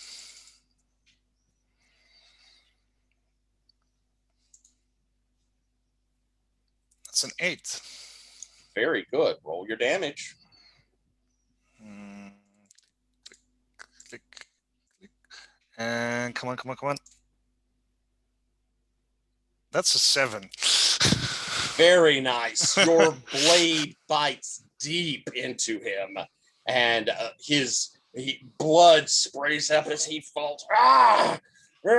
He does not look good at all. And he's, you could see also where he had been clutching his head, his hand, he staggers back. There's blood that's kind of trickling from his eyes. It probably wasn't to do with your sword, but there's tons of blood flowing from the wounds you've made across him. As he sort of staggers back, you know enough about fights that he doesn't look like he's got much fight in him. He is probably, either would give up right now. I mean, he probably would surrender. He would try to run, but it is unlikely that he's feeling confident enough to try and hit you. Mm-hmm. How do you react in that moment? I think with just for the Spire and just So you're pressing the attack. Yes. All right, we'll come back to that in a moment. Gerald, you did your kind of action as an assist here, but what are we getting? What are you doing along with that? It won't be like it won't be a roll action, but you can do like an incidental. And you are muted, my love. I think I'm just like with a grunt, getting back onto my feet. What does Aramit's look? Is he like? Is there some sort of communion of energy going on between him and that Definitely. amulet? Yeah, definitely. That miasma, that sort of aura that was around the amulet, you could see where he's got it in his hand. It's flowing around him. There's probably kind of a look of concentration on your face, Aramet says. I mean, you could tell something's going on there. Is there any like counter light to the red glowing stuff, or is it just all just... I mean, I would say that Aramit's doesn't look. Aramit's looks in possession of itself. Okay. It's not like this thing is taking him over, but there's just this look. There's a battle within going on. I think I just like switch my blade to the other hand or pick up the blade because, ow. And then I kind of like guarding Aramit's because in case the fight moves in that direction, he seems occupied. All right, Aramit's, you have commanded this thing to return to whatever hell it spawned. It is fighting that idea. So we need to, we're going to have to see how this goes. I think it's religion plus resist. That seems perfectly appropriate. Difficulty on this, however, will be 2, as you are in combat directly with a demon. Wow. I will tell you, you're looking at mind stress.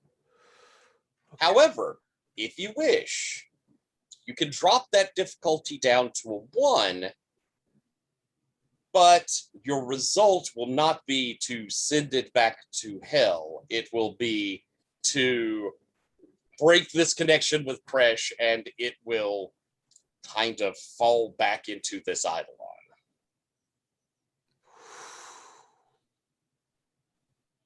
No, I'm going for all. I'm going for it all. Going for it all. Yeah, let me bless this. I'm doing the rash action, and I'll fall back on another action if I fail. Okay. So, what was it called again? Blight.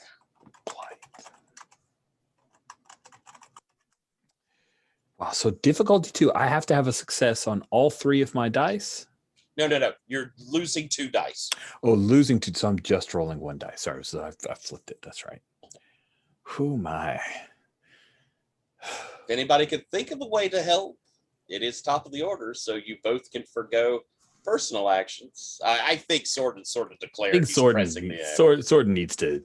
Yeah, Gerald, do you think there's a way you can help? I think I've got my back to Aramit's, but I like over my shoulder. I'm like, do what you've got to do. I've got you. Oh, that's wonderful. Holding the knife up in front of me. That will give you a die. Sweet. I'm rolling 2 dice then. Come on, be gone. Oh my goodness, an 8 and a 10. An 8 and a 10, and the 10 was the second die, which was the help. I was going to get to use my extra cool fallout for that one. All right. How does it look? Tell me, Rich, what does it look like as you and the presence of the goddess within you sends this thing back to hell, and most importantly, sends it back to hell without opening up a portal that causes an incursion? Yay. I think there's a moment when the power of blight, what do we think the color of the magic of blight is? Is it like a inky black? Is it like a deep purple? What are you, like a sickly yellow? Ooh, what are people's opinions? You like sickly yellow, Sabine? I know all that. All right, so there's like this sickly yellow nimbus around Aramitz's hand, and for a moment, blight is so powerful, the most powerful thing Aramitz has ever dealt with personally, and it drops him to his knees. And I think like his face shows the stress of it, but then Gerald comes up, puts his hand on Aramis's shoulder, says the words that I'm with you, and he slams the amulet onto the cobblestone street and smashes it with the hilt of his dagger, which is his religious, instrument. It is known as Lod Nansan, the Order of Blood Knife, and he smashes that amulet, and he utters again words that we can't hear, right? Because Gerald and the No, mask. he's dropped it. He's dropped it. Sorry. Okay, so yeah, he says, return to whatever hell or abyss has spawned you. Limye does not wish for you to be here again, poisoning her people. And as the amulet breaks and that yellow sort of falls from your hand into where the amulet breaks, and it's almost like it's sucking down through the hole of the break, and a light from your hand and the hilt of your dagger sort of flares a moment, and you could hear this wail of anger and hate, and then it's quiet. It is gone. And Kresh gives this howl up as this is happening. And Sorden, you move in to strike. There is no difficulty on Kresh down. Awesome. That's Thorza is still helping. well, even better. Now watch me roll a 1 on 4 dice.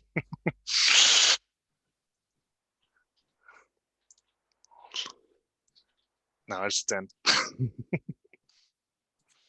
You smash through armor, skin, bone, and where's the strike? Describe as you break this man. I think it really just like goes in like next to his neck and just goes into his chest, and probably like it doesn't get all the way through his rib cage, but then like the sword sort of in the lung on the opposite side sort of stops. There is a faint gurgle from him as he is immediately dead. Dead as dead can be.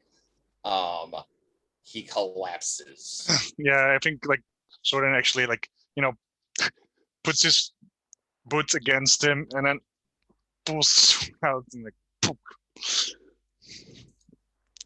shakes the blood of his swords. And his corpse is there before you.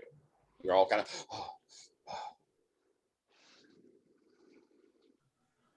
Praise be. Excellent work, Sorden. Thank you, Gerald.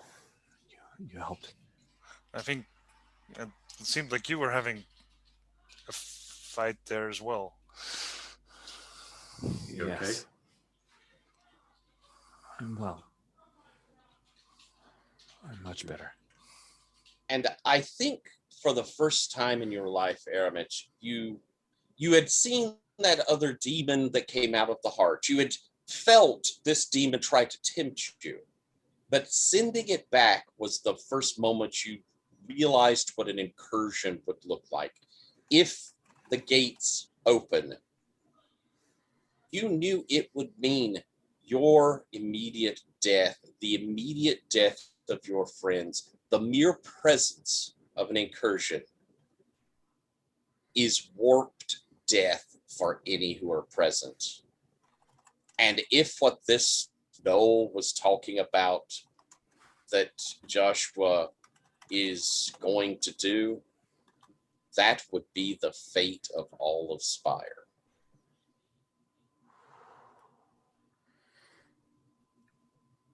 I think I'm checking the pockets of the while the Aramis is having a revelation.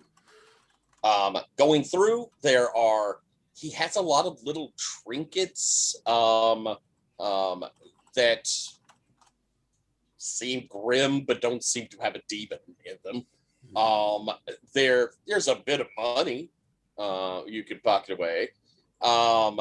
the bag that he has, you see, are a lot of the things that were in that crate that you had already looked through in the wagon. There's also a box in there that you recognize as very similar looking to the box you found under the mattress of Sebastian and what's her face? I kind of slide Lorelei. Lorelei. I slide the box away from the body with the tip of my knife while looking towards Aramit's. There's likely a heart in that box, friend Zordon. We don't want to open that. No. Is it safe to destroy?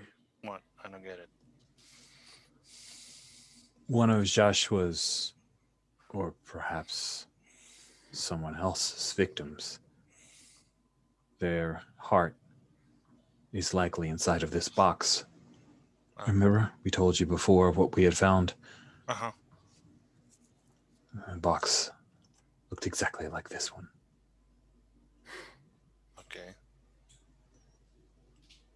You hear from the distant end of the alley at the warehouse some movement, and it sounds like they're fixing to open that door. We should go.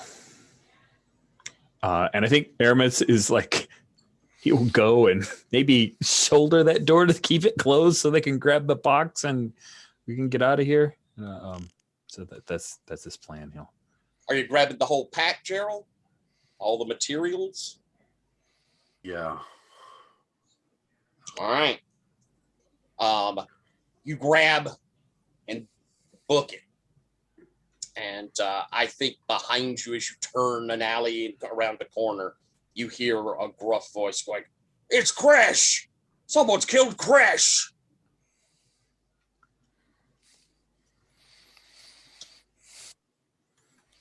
Sounds like unless y'all intend to go back, we could probably pull everybody together. Sounds good. And so, some pretty heady stuff that group of you have done. Kraken Bell, our usual meeting place. Is that where we're going? Yeah. Okay with that. Mhm. And so we've all met back up in your quieter corner of the Kraken Bell. Zordon, drinks have been laid. Thorza will have slammed hers back very quickly and have gotten another. This is one of the first full-on death fights she's been in. Since her journeys. Yeah. The first corpse that she's seen can openered. It is afternoon. You have a party this evening, but now you're all together. Zordon is uncharacteristically not taking his beer and just drinking it all in one go. He's just sort of sipping it. Okay. Cold drinks possible in this world? What's that? Are cold drinks something that could happen in this world? They do, because the Elfir are very into cold. And also down here at Spire, things are certainly lower than what we would have as normal temperature. Well, I would have a cold drink then, something with ice, and be resting it on my wrist, occasionally sipping from it. Something very strong. Excellent. Rules question. Do yes. we get to refresh before we go to the party? Yes. Let's go over your personal refreshes. Zordon. See, you I fought think in front of a crowd. Did I? Well, I don't know if the friends that I'm doing the attack with is a crowd. Yeah, I don't know if that fits. They were also fighting. They weren't just spectating. Yeah, I was tempted to engage in reckless success, but since we still have to go to the party, Zordon is not going to do it. Okay. All right. Gerald, so show someone they should not have underestimated you. I think you dug in pretty solid into this fight. And I don't think, honestly, we've had you give the refresh that you got from hopping into that cart, which I think was a showing you shouldn't be underestimated. This Wait, is still who did I sort of, show though? well, you showed your whole companion group. Oh, okay, yeah. I can So- also do dumb things. Yeah. I think that this is a lower end of that, though. So you may Yeah. roll a d3. Okay, thank you. Rich, help those who cannot help themselves. Do something self-sacrificing for the benefit of your community. I would say taking on that talisman and choosing the harder choice there. was Okay, good. good. Thank you. And so I think you could do a d4. All right. Here comes a 1. I got 1 as well. So I reduce any stress specifically. You can do any stress you want, but it all has to be 1. But if you roll 1 in it, What? I Weird. will have 5 stress in blood then. Much better. Wow, I rolled a 4. very nice. That's crazy. Oh, by the way, just to kind of, sorry to get a little like mechanical on you guys, but reminder that I can do the rite of respite, which will restore stress from mind or blood. So, keep that in mind. Yeah, I only have shadow though. Okay. Yeah. All right. And Finara, what do you think? I don't know if you carried out a deal. Of course, you have no stress. I'm doing fine. Ignore me. Ignore me. Bazaar, you definitely did something reckless for the sake of a good story. I usually do, yeah. And I roll what? D64? D3. D3, right. It says so in the refresh thingy, right? Yeah, okay, D3. that demon engine is clearly going to make its way into one of Vizar's pulp novels. Oh yeah, yeah.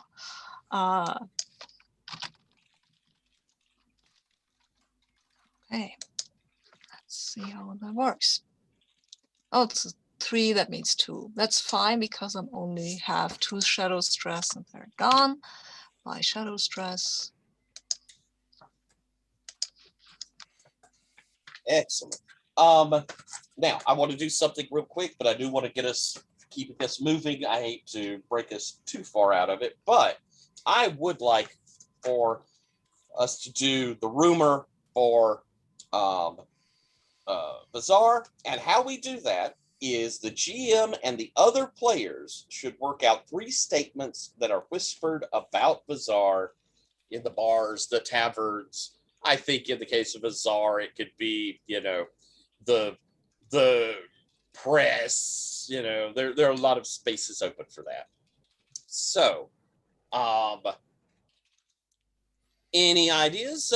Gerald, Alex, I mean, rumor. I feel like we should use Sabine's suggestion of, if you've heard, I mean, there's low Spire and then there's Bizarre. Kind of, a derogatory rumor of his origins and where he came from. Gotcha. Jen, a rumor?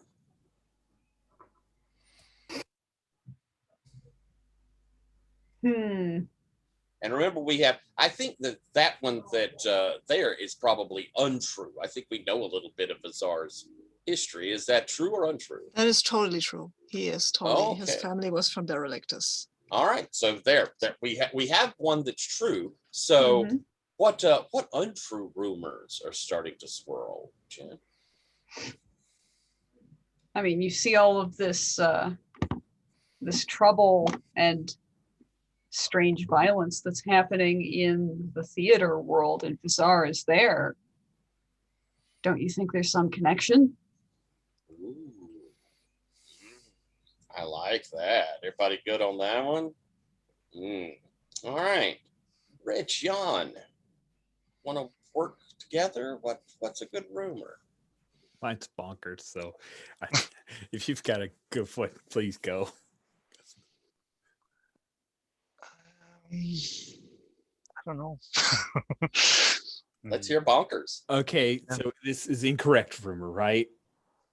The Tsar is none other than Grey Manor, not a Grey Manor investigator, but the head of the household and walking among the populace. Oh, very interesting. I like that one.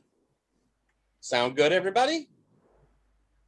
Okay, so we have these rumors swirling. They will come up, be problems here and there until you have a chance to clear Fallout Bazaar. So back again as a group. We can kind of take as read that you've given each other an overview of stuff that happened, so we can talk more on specifics. Roleplay. I think as Gerald is placing the cold drink against his wrist, that Aramis would,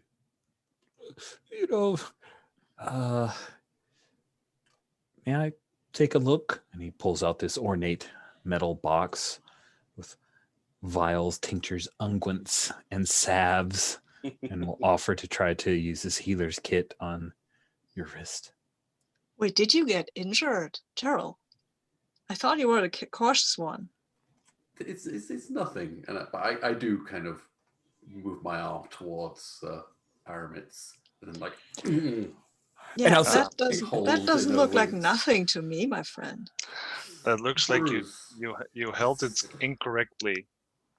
You have to make sure that you straight line from the elbow.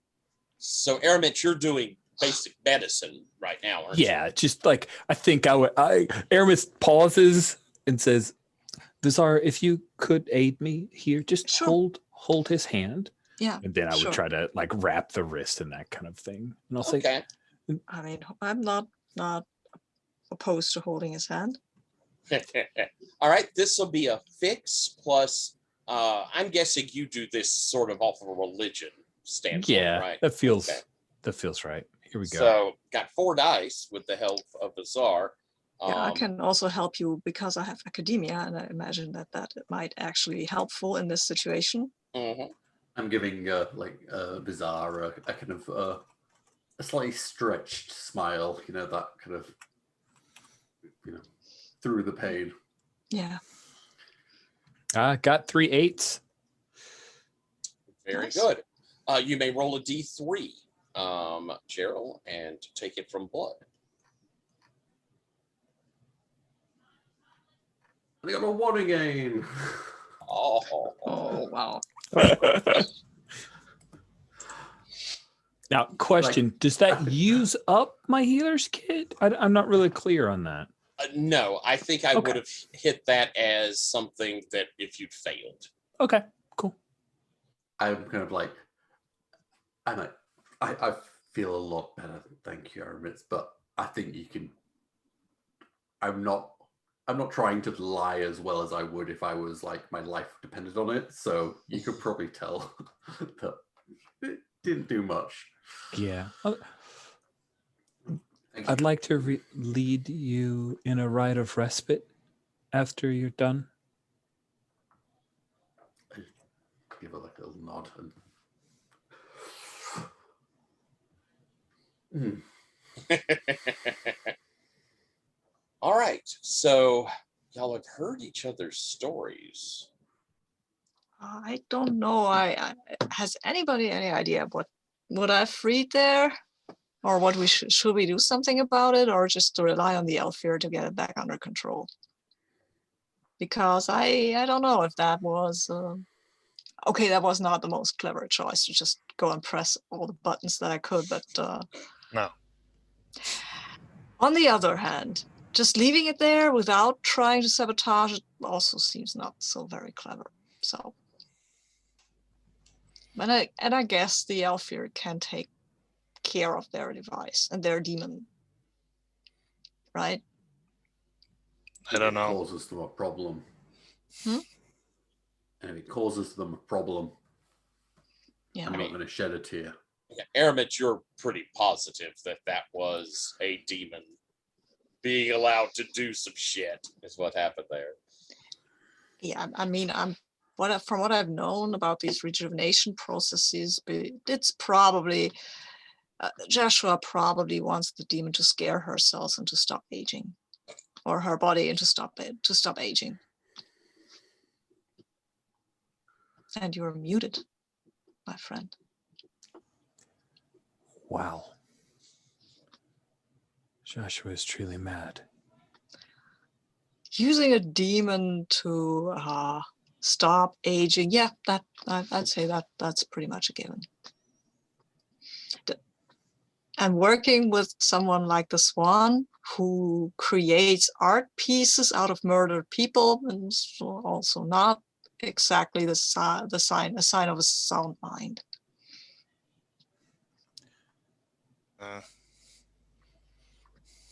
I think. I think that's sound reasoning. There Yeah. says, do you think that killing this Kresh has at least slowed down this process? Hope so. I can't see it benefiting the process, but No. with this new prisoner that you discussed, it does mean that they have a plan B. They still have the expertise that they need. Yes. Mm-hmm. Okay, but the drag thing they have slowed down, or is that part of the incursion thing? That's the part of the incursion thing that they plan. That's why the drag takers are building this stuff, right? Are building these structures. So Well, I have a suggestion that is not short-term suggestion, but it's a long-term, or maybe solution. Because I could put out a few articles about these structures and why it's imperative that they should be taken down. Sure, absolutely. I mean, that will not behoove us to stop the Swan or anything, but it will maybe help us slow down the incursion thing that you talked about, Aramis.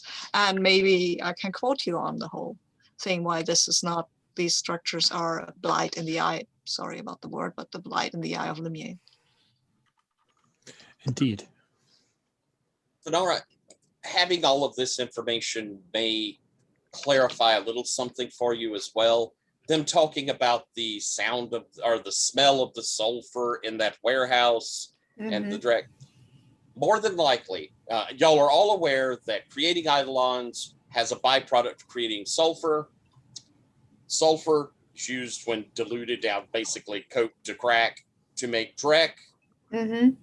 This is probably, it is byproduct of the eidolons, creates the substance. They're selling it to fund more and more of the creation. That's almost certainly the cycle that's going on. And it becomes very clear now why they don't care about flooding the market, because they don't have a long-term interest in this business form at all. So they're happy to absorb the entire market, essentially, and then light it on fire and leave. So this is just going to get worse and worse until it implodes. Correct.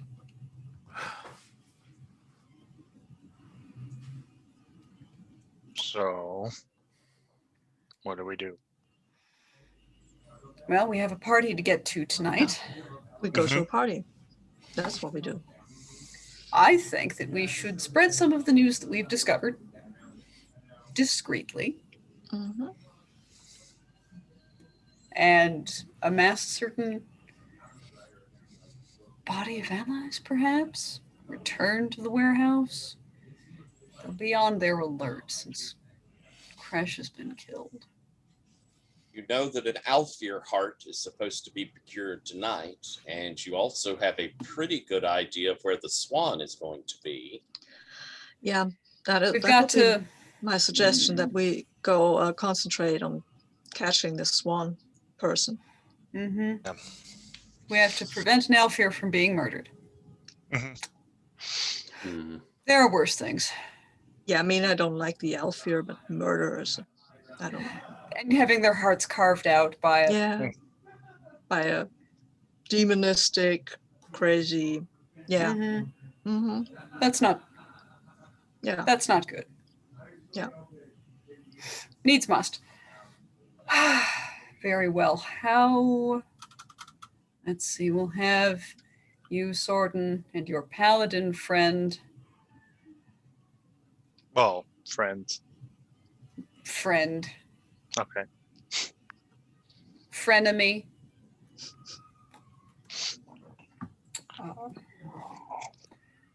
Aramitz, you'll be probably quite useful in that. Gerald, I'm the only useless one in this equation. I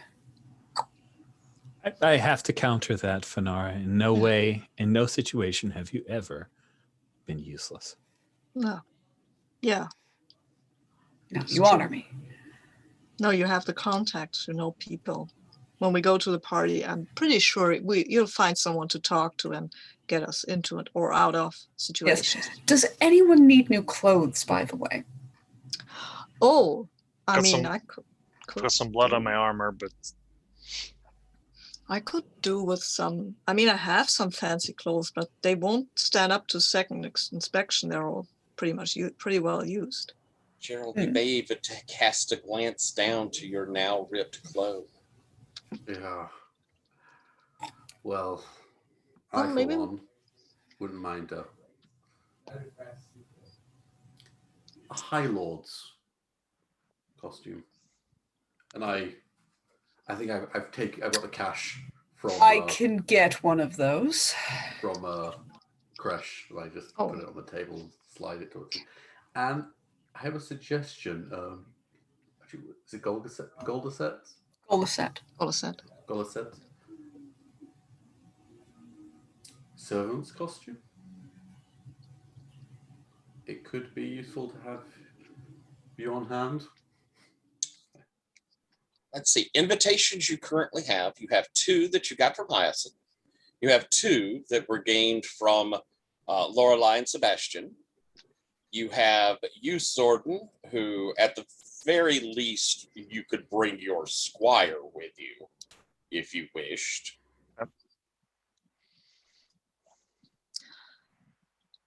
I wonder.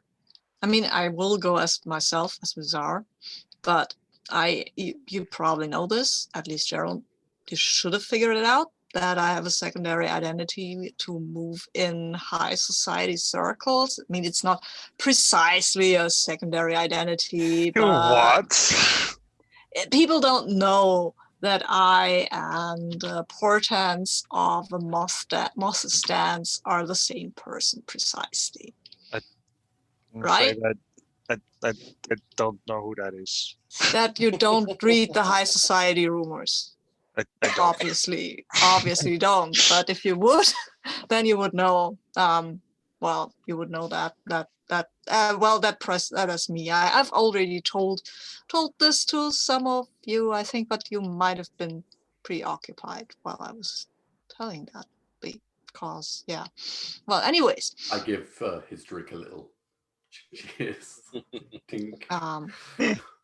Anyways, it might be a good idea if I had the opportunity to kind of switch between the two of them.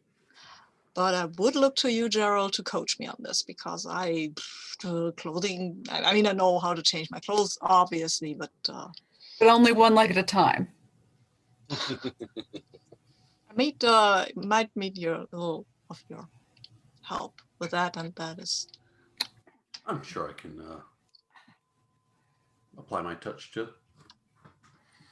I would love you to apply your touch to the situation.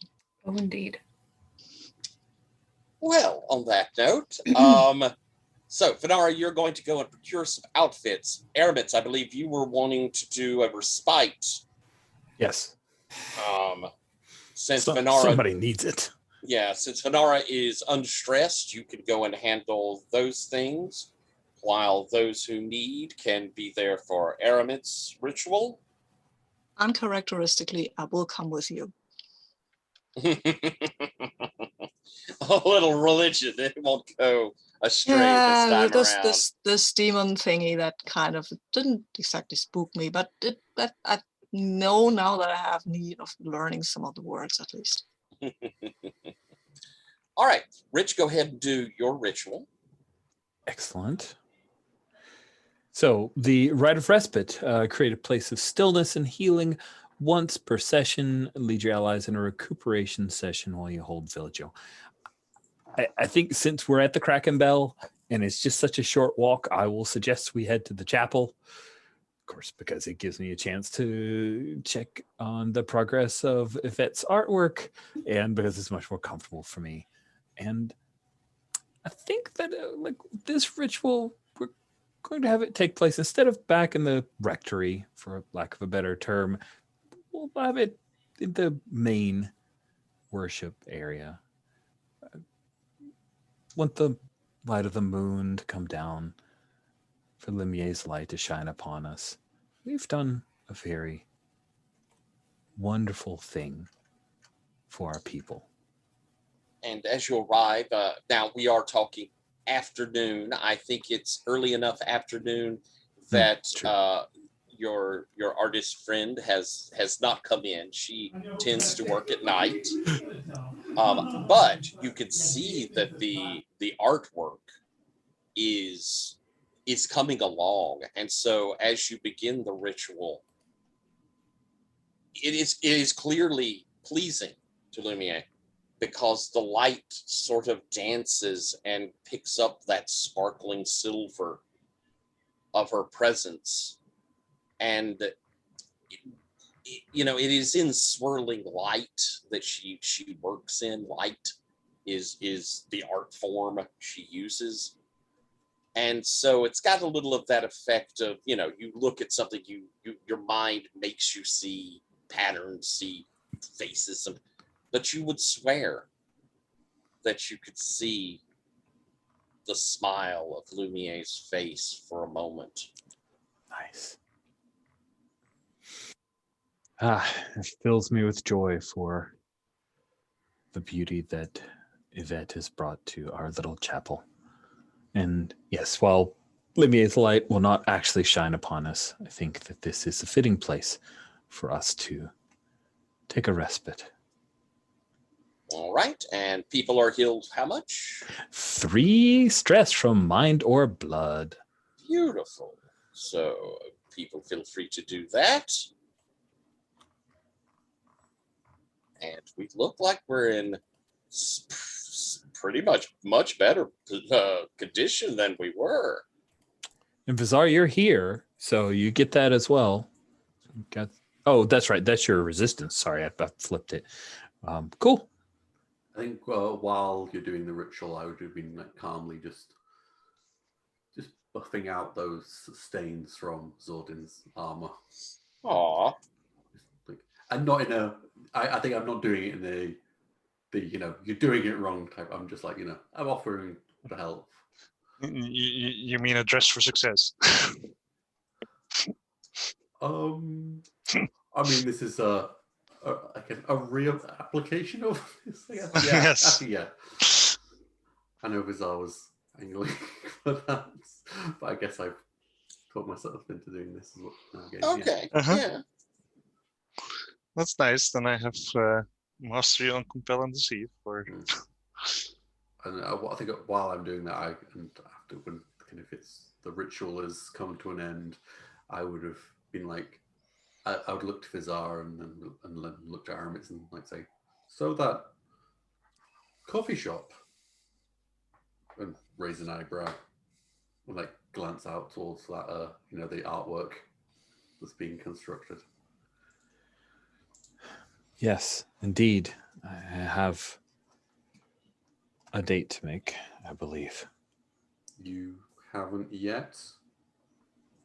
We've been rather busy fighting demons and gnolls. So no, I have not made time for that, but I assure you I will. Hermits, no time like the Any day present. now. Well, Do we honestly have Yvette time? Armitz wants to talk to you. Come over here. She hasn't woken up yet. She's still asleep at her apartment. I think you might be surprised to hear. Oh, There she she is. has just come in to start her work. Gerald and I will go and give you a Yeah, bit we of wanted to talk space. to Zordon about something. Yeah, Oh. I thought you wanted to help me pick up my clothes. Oh, yeah. Zordon will guard the door. And Sordin, you have to come with us now. Oh, Uh, okay. Yvette Run me your armor. walks in and Father Aramitz, I'm pleased that to see you. I have been working very hard. I can tell. This is amazing what you've done, Yvette. Thank you. It is for the glory of the lady, but I admit it makes me very happy that you are also pleased. I know that you've come to continue working, and I hate the thought of if you've developed a pattern and breaking that, but if a small break before you begin is acceptable, would you be interested in getting some coffee? So you're asking her for now? It's like a brief coffee. Sure. Yeah, sure. Just like it's brief. Unfortunately, I have an event this evening, but I thought it might be nice. Why, Aramitz, I would love to. Excellent. Well, let's go. There is a nice place not far from here. She moves over and kind of puts her arm through yours. Please, lead us. And we'll make our way out of the chapel and head to a small. It's probably, I don't imagine that this part of Spire has coffee shops, but probably perhaps a pastry or bakery place that also has coffee kind of deal. Oh, yeah. Yeah, so we'll do that. That You sounds have- fun. Actually, it has a coffee shop. I specifically asked Yvette about that. Okay. Well, cool. Then, I like it. Then indeed a little cafe. And Sounds great. She, we won't get into the weeds of it particularly, Sure. I think, but you've kind of noticed she has a little bit of a shallowness sometimes, but when she's there in this little conversation with you, you see beyond that because she's excited about the work she's done, and she seems really happy to be having this kind of time with you. And she's digging into why her art matters to her. And you really get, despite, the kind of dilettante, mama's paying the bills aspects you've seen before, Mm-hmm. you could tell this really matters to her. And it's not like she wants success so much as there's a real artist's drive to her. And maybe that's a little endearing, this, that it means a lot more than just, something to make mama angry or, something to fill time. It is really a calling for her. Oh, that's very heartening. And so you enjoy pleasant coffee, and I think that as it begins to wrap up and the afternoon is moving towards evening, she'll say, Aramitz, this was Very nice. I agree. I wish that I had more time, but there are always opportunities that will present itself to us again. I'd like to do this again. I would as well. And she gives you a very sweet smile. Well, I've distracted you long enough. I know that Limier would love to see more of the beauty you bring to the chapel. Thank you. I believe it should be done very soon. No need to rush. But yes, I'm sure that you have other clients to get to. I hope to show off your works in a grand fashion. I appreciate that, and well, I hope that we can enjoy time together where it's not just that you're a client. That sounds nice. And you walk back together, and as you get in there, she's, she still has her arm, she puts her arm back through yours and kind of leans against you a little as you walk down the streets. We're hitting close to 5, so I know we need to, or 5 for me, so I know we need to think about wrapping up.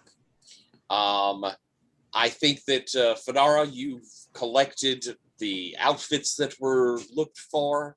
What I would like to know before we end is who's taking what invitations or means to get in.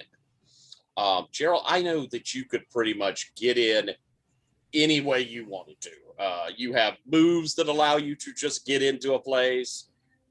So you have that ability, or you could use one of these invitations. Sorden, you have a very particular invitation. And like I say, I think it would be very easy for you to have your squire with you. That's something that Lawrence would completely understand. So it would be other thoughts, and whether or not we, I feel like it'd be nice if Golisette was there. Yeah. I mean, if Gerald gets in by trickery, I've certainly acquired for him the best lord's robes that I could find, delivered in a lacquered sandalwood box. Kind of a deal. Well, if it would mean we can get Golisette in with tickets as a servant of yours, I don't think we can pass him off as a guest.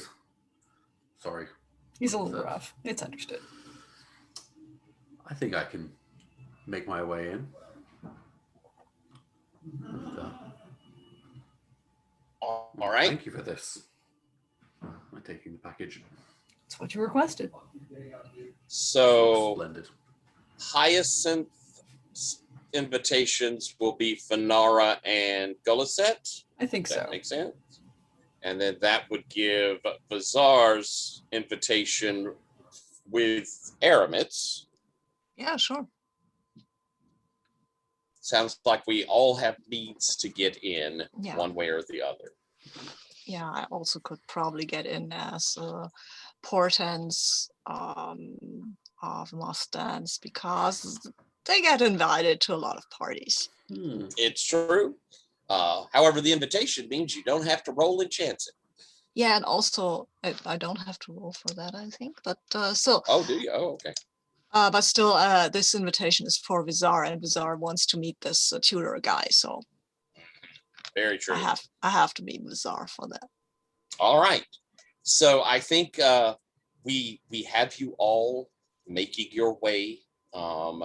You were told that this party was, up near top of Spire in, let's see, was it New Heaven? I believe so. And going up kind of in your separate groups, you will make your way there. Sorden, I want to, before we close, do one little scene with you and Morns, and then we will finish. So Morns had told you to, if you wish to do this, and he hoped that you would, to come to the Basilica to meet with him. Yep. And as you arrive there, again, the solar Pantheon Cathedral that it is, you get a few looks. But going towards where the Paladins headquarters, it is very distinctive. You could easily find where they are, and someone will stop you to, can I help you, citizen? I'm here for Paladin Morns the 200th. Oh, are you? Wait here Yes. a moment. And he will turn back and send a runner off. And they're keeping an eye on you. And then Lawrence comes out and sees this guy clearly kind of guarding you and says, it's all right. He's with me. See? The guy gives a somewhat sour look as he moves off. Sorden, I'm very glad that you decided to come. Why did you call me here? As I stated, I'm going to a soiree, as it were, at your former employers. You could tell he kind of distinctly chose not to say master. And I would ask if this evening you would stand as my champion. I mean, if you want to make it all official. It would be best if we did. But you should not go in blind. Well, I was going to ask, why? You seem... And then there's like this... You seem well prepared yourself. As you know, I am investigating the murders of this swan. And the Pantheon, through my investigations, has given me vision. I believe this swan will be in attendance. And because he is there... Jordan is really trying to keep a straight face and doesn't not go like, yeah, obviously he's going to be there. That's why I want, like, yeah, okay. The Lord of the House will have extended his protections to any who are present when I ferret out who this swan is. Then I will seek his arrest. Honor will dictate that the Lord extend his protection to this person until they leave the premises. If I were to challenge the Lord, that would be a very difficult situation. You want me to fight my own replacement? I thought you might find a certain enjoyment to that. Someone is trying very hard to not go like, yes, I mean, he's going like, I see. I suppose I don't have a lot of time to consider that proposal because it's very soon.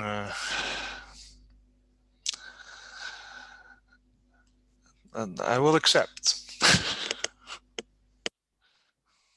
Very good. He looks back towards some of the paladins that are milling about watching this, and he says, I apologize for the formality of this, as he raises his voice. Sir Sorden, Knight of the Kraken Bell, I ask you to stand as champion for me. Mourns the 200, Solar Pantheon, Captain of the Paladins, for this night. Do you accept this charge, Sir Sorden? I, Soren Koslov, accept your charge to. Yes, I do. He reaches out and clasps, one of those clasp here sort of handshakes. And as he does, there's a bit of a light that shines about the two of you. As he says, may the Pantheon witness this bond. And there's kind of this, you could see the other paladins giving this kind of sort of look to it. And as he unclasps your hand, he says, sorry, they like the formality. What was the light? The gods have seen our pact. Right. Solar Pantheon. For tonight, you are my liege man. And I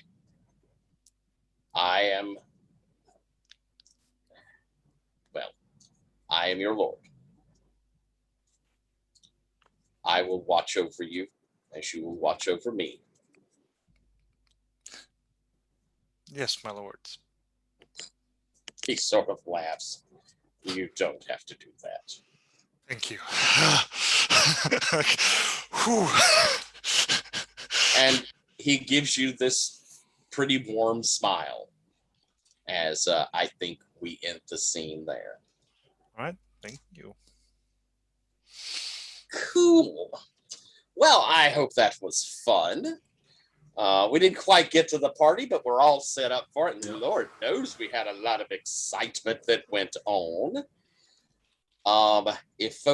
We are exactly at 5, so if folks don't have time, I understand, but we could go through a quick round of stars and wishes. If not, okay.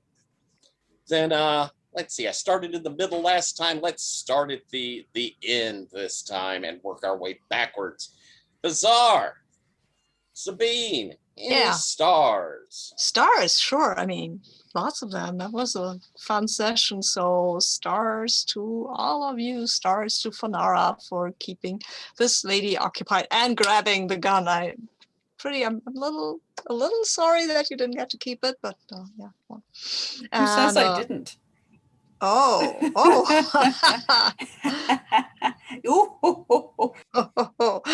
Yeah, and to Aramitz, especially for the Steam music, that was lovely, and I totally like that, even though I pushed it. But yeah, and of course, Gerald, you will always get stars. I think for nearly breaking your hand.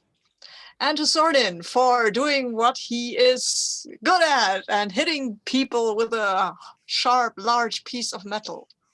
Yay.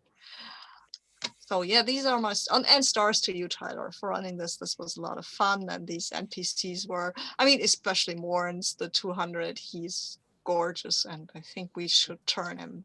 Totally, I wrote it in the chat. So. Thank you very much. Next up, Jim, stars.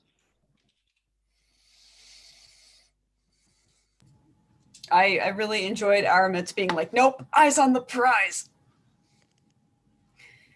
And going for the hard thing with the demon. That was cool. I love seeing all of the different mischief we've been up to this session, and all of the different fallout from it has been pretty delightful. NPC work this session was, as usual, very good. Tyler.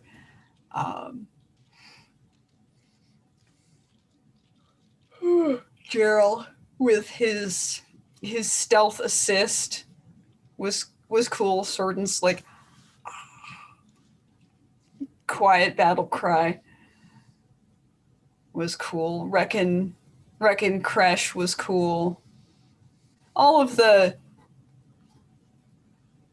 conversations where we're like overhearing the bad guys shit talk amongst themselves are always very like crunch, the popcorn's out. Yeah, good session, all in all. Awesome. Thank you very much. Rich, stars. Stars to Alex for Gerald's having Aramids's back. That little moment was really great.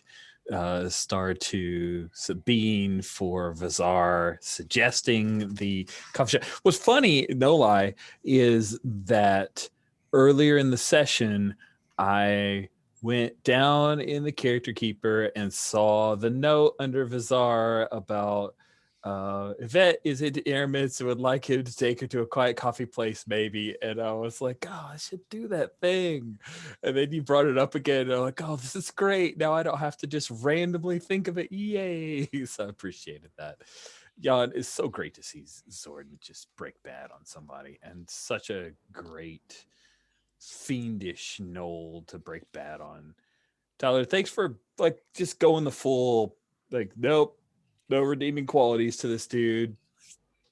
There's no tragic backstory for this person to make you feel a little bad. Like, this guy, sure, at some point will hurt the Elfir, but he's going to crush so many drow before he gets there that it's just a capital B bastard. Not a business bastard, not a spy bastard, just a bastard. Bad bastard. And Fanar's moment where she was I can't tell if it was false modesty. It felt like it was genuine when Fanar was like, I'm the one who's kind of like I'm out of place here. That was an interesting moment, Jen, and so unexpected because she's such a confident and competent individual that I just found this super compelling. That was just like all of this intimidating folks who are good at murder and sorcery. She's just like, I'll be there. Yeah, but that was super good. Super good. Lots of stars. Those are my stars. Awesome. Thank you very much. Alex? Yeah, I was going to, I'll piggyback off Rich's. I really liked the whole, like it started off with Fanara being like, I'm just keeping the person busy. And then it just, the stakes of that scene just escalated and escalated. Like there was no outright violence, but it felt so close. And it was, I really enjoyed that scene. I think of things that have not been taken already. It kind of got touched on slightly, but I will. Was it Rich who?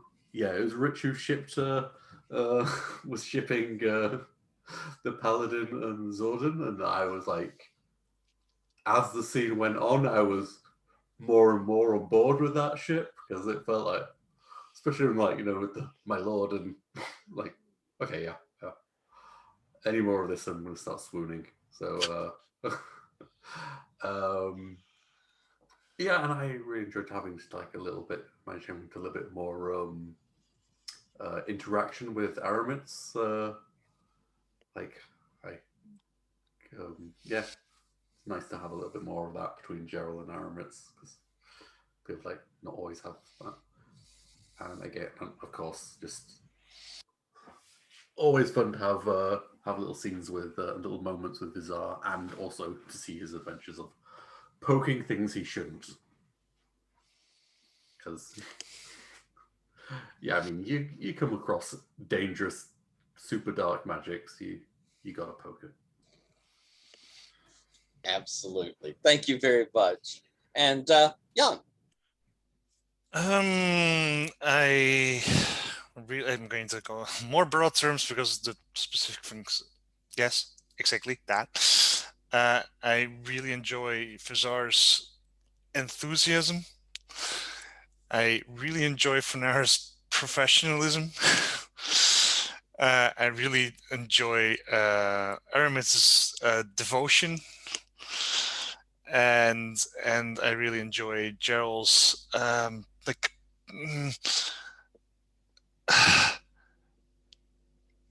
He's very good at just improvising. And also I love like this that silence mask. Use it more. Awesome.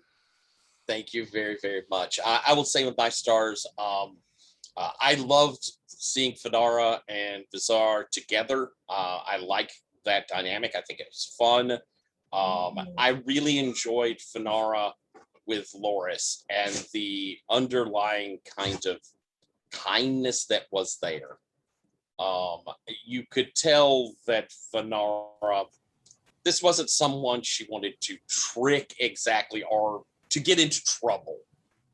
This was, there was, I thought that was really nice. And then going into action to handle this guard, I thought was a nice just shift over. Thought that was good. Bizarre going to look into trouble is always fun. And the temptation of the red candy-like buttons. I love that there was, okay, yeah, I'm going to hit it. That was awesome. Found that all a lot of fun. I liked getting us into a fight. It felt like it was dangerous. We had moments where it could have gone badly. I liked the buildup of stress. I thought there was some real tension to what was going on with a lot of these today. I enjoyed the decision to go off and take this guy down. There was thought behind it. It wasn't just, okay, let's murder this guy. There was, let's look to these reasons. Let's see what we're doing. It was well done. I thought the fight was quick, dirty, and it's how I hope these combats in general will be. I know there will be longer ones, but I liked how this one played out. I think seeing the three of you together is nice. There's a sweetness of the three of them together. I really feel like we're building up the whole party caring about each other, and that makes me very happy. And I love Morns. You get NPCs that you really sort of like, and I like Morns. And what's going on with him at Sorden makes me happy. I wanted to have someone who was a temptation to Sorden for, all these very different things that would be a conflict to what's going on in Sorden's life. And I think he's playing that part well. And I think that he will be a really interesting recurring person once we even get past this immediate problem, because there's such obvious issues with him as a friend, but at the same time, I'm trying my best to make him a friendly person, a person that you can like. So very pleased with that. We'll go back the other way with our wishes. Jan, any wishes? No.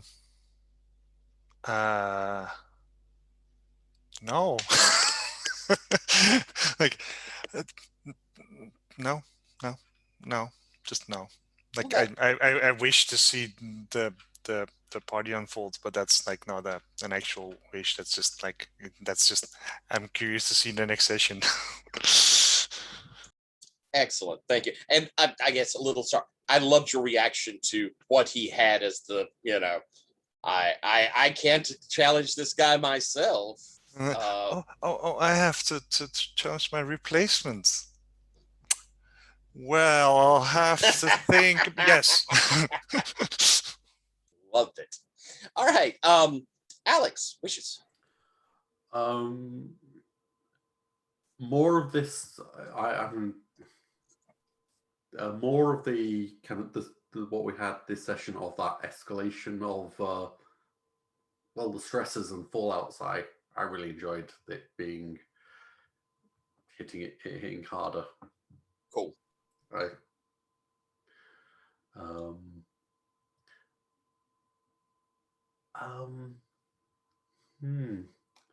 I want to see all the Elfir that are in our backstory at the party. I'm gonna have a chance to, anonymously rub elbows with lots of hateful NPCs. Wonderful. All righty. Rich.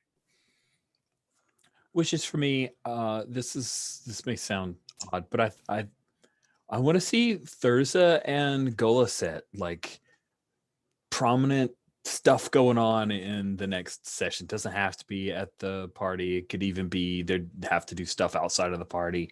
But I just really like those NPCs, and I have a lot of head canon for them, so I want to see them doing cool stuff. And more Zord and Morns sounds fun to me.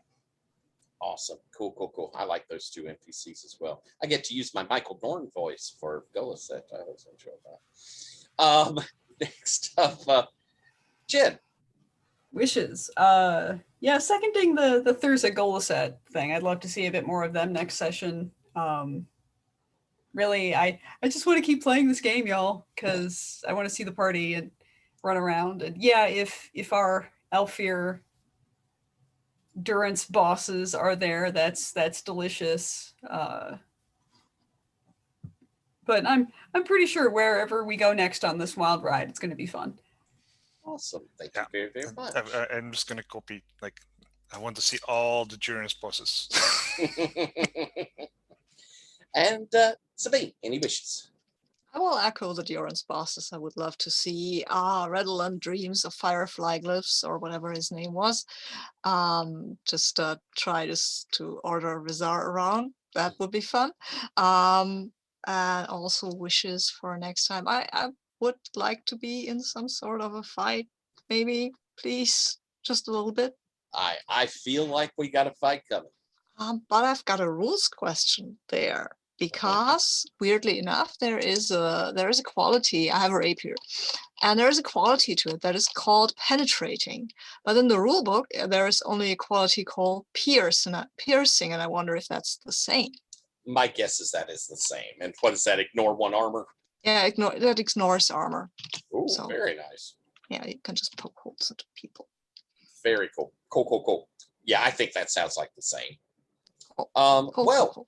My wishes, I want this party to be grand and wonderful, and I do want to see us in the fight. I want us to have our Swan and Sebastian Lorelei going up against the whole party here, but I'm really, really excited about Sorden's rather formalized duel that will be probably the kickoff for that. So, big excitement.